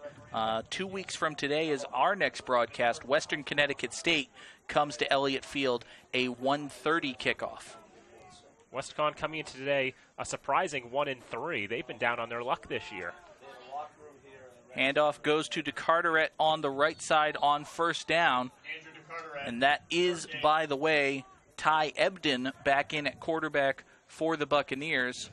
It is it has been garbage time since about the second quarter. It is officially garbage time, and the freshman backup quarterback comes in for the Bucs. And for him, he's going to get some much-earned snaps. Not just earned based on that 43-yard pass, but that was definitely quite the something that he did back in the third quarter. Helped lead to a field goal. Second down and about 8 now for the Buccaneers. 3 receivers near side. Ebden rolls to his right, designed run, plows forward. He's across the 40. Gain of about 4 for Ty Ebden. Second run try of the day. First one got him nothing. This one gets him far more than nothing. He's actually plowing through 3 or 4 Falcons before finally being taken down. A good run there by the tiny little quarterback, Ty Ebden. 5'10", 185. That counts as tiny and little. He could still beat the crud out of me, though, so I'll shut up. He went to high school in Ledyard High, which is, I think, thereabouts near Foxwoods. 3rd and 4 for the Buccaneers. Ebden calling signals, and he will hand it off straight up the middle. Close to the line to gain. I believe they're going to mark him about half a yard shy. That is Matt Long. Just about a yard short of the first. We've been seeing more from Long and DeCarteret getting those runs. Kenny Pierce getting a break more or less. So 4th and 1, up by 30 points. Buccaneers will not bother going for it. They'll just kick it away. Give the Falcons a chance to do something with it. Pretty good punt, bounces at the 25. And Desime's just going to let this one roll. And it'll die inside the 20, mark it at about the 18-yard line. This Maritime punting game's been really good today. It has been. The Falcon punting game's been pretty good, too. The punting games have been both very good. And Mamou Sam's had a really good day. Mamou Sam has had a great day. And a couple of Maritime defenders have had a really good day. I believe Grady McCarthy has 2 interceptions, one of them a pick 6. He's got that going for him as well. Actually, that was a different McCarthy who had the pick 6. My apologies. First down play for the Falcon offense goes basically nowhere. In fact, it loses yardage, so it goes just south of nowhere. Yeah, Marshall McCarthy was the one who had the pick. But at this point, I don't want to say what's the difference, but it definitely matters to them. Second down, play action fake. Pass is incomplete. Worth noting that that's Connor Fitzsimons, the freshman, in at quarterback for the Falcons. And I guess for Fitzsimons now, the third choice quarterback on the Falcons depth chart, he's getting a chance to show what he can do. Trying to find Jesse Laster there, couldn't make the connection. So it'll be 3rd down and 12 for the Falcon offense. Fitzsimons under pressure, throws over the middle, passes high and incomplete. There were 4 men wearing white there, and amazingly none of them caught it. I think at this point the Falcons are really just trying to get anything. Points on the board, something, so it's not a complete shutout. It's like try anything once, try everything once. And none of that worked either.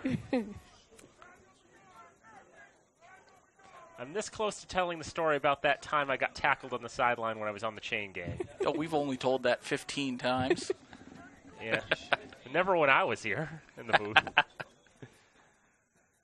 Ludwig's punt is away. High spiraling kick. Bounces at midfield. Takes a lateral bounce. Favors the Bucs. Falcons will down it just inside their own territory. So what I saw, it was a run up along the far sideline, probably close to the left side end zone, right? I don't think the Falcons had the ball. I think they were on defense, right? Yep, Worcester State was running the ball. It was a run by the quarterback to the right side. Mm-hmm. And you were working the chains, right? Yep, I was doing the clipboard duty and putting the clips that they used to bring out the chains for. Okay. And the quarterback was running to the right side. I back up, and then I try running away from the play back towards Worcester's end zone. And that's when Talib Barksdale lays a big tackle on the quarterback, tackles him in the direction I was running, and I get taken down. Right. You sure Talib just didn't come up, give you a big forearm shiver? No, he was tackling someone. Right? I didn't know it was Talib until I told the story 2 months later, and he said, "Oh, it was me." That was me. I did that. I remember hitting you. I did that.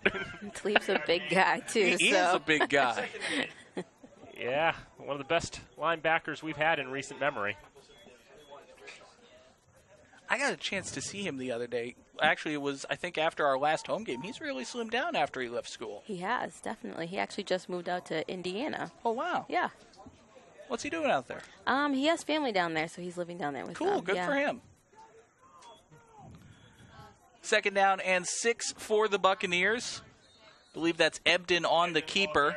Brought down inbounds, keep the clock rolling, 2:25 and change to go. Short gain. Couple more yards. He was using the running back as a blocker there. Like Usman Sam got in there as well. A bunch of people in there trying to get that tackle.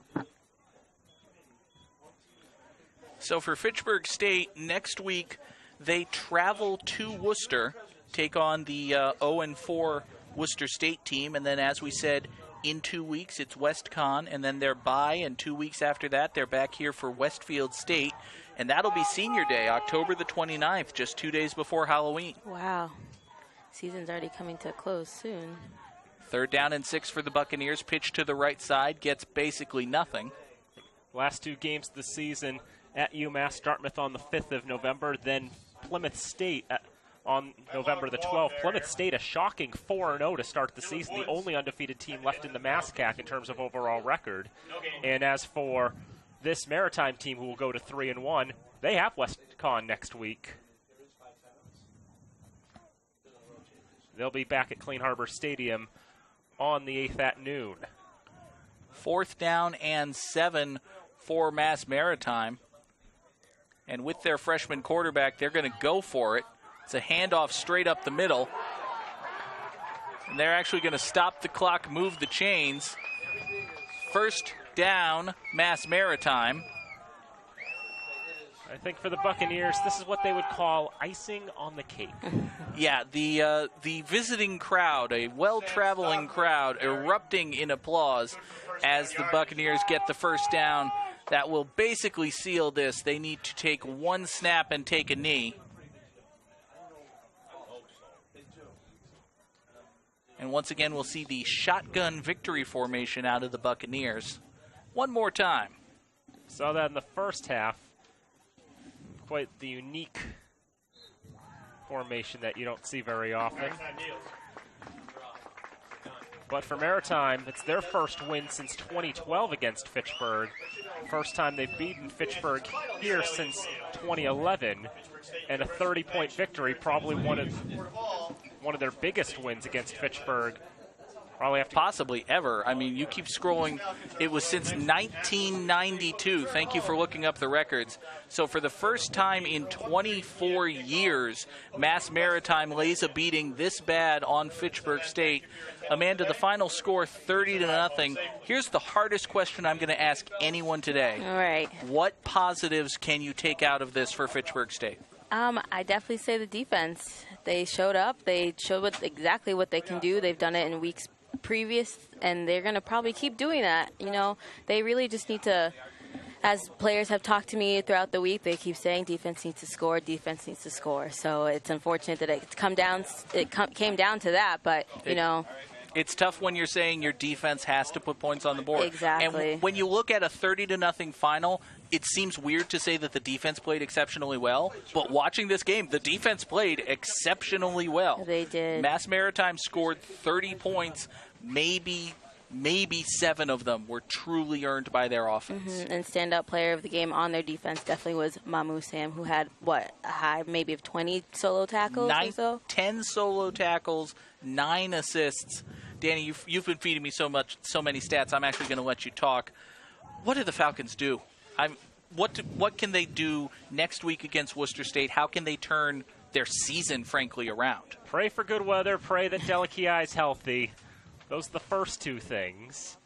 And next off, I guess pray for the rest of the health of the team, because it seems like the Falcons don't have all the first choice guys that they would like to have out there. And this week it just ended up being a complete mess of a game. Antonelli finishes 14 for 36, 96 yards, 3 interceptions. Connor Fitzsimons gets the 2 incompletions. Javon Brown-Simpson, leading rusher, 10 for 32. Cody Mullen ended up 2 for 20, was the leading receiver for Fitchburg. Richie Phillips, good first half for Maritime, 16 for 85. Shane Haggerty had those 3 catches for 49, including that big one from Ebden. Aiden DeRozier had the touchdown pass from Shane Haggerty, which was kind of silly and all that. The defense actually only gave up 16 points because the fumble recovery in the end zone and the pick 6. And really, just a crazy game in a sense for the Falcons, and one they wanted to be part of. A crazy game, a disastrous game. Hopefully in 2 weeks it'll be better from a Fitchburg State perspective. For Amanda Agassi and Danny Bolak and the entire FATV crew, I'm John Gugerty. Thank you so much. We'll see you in 2 weeks for Falcon football right here on FATV.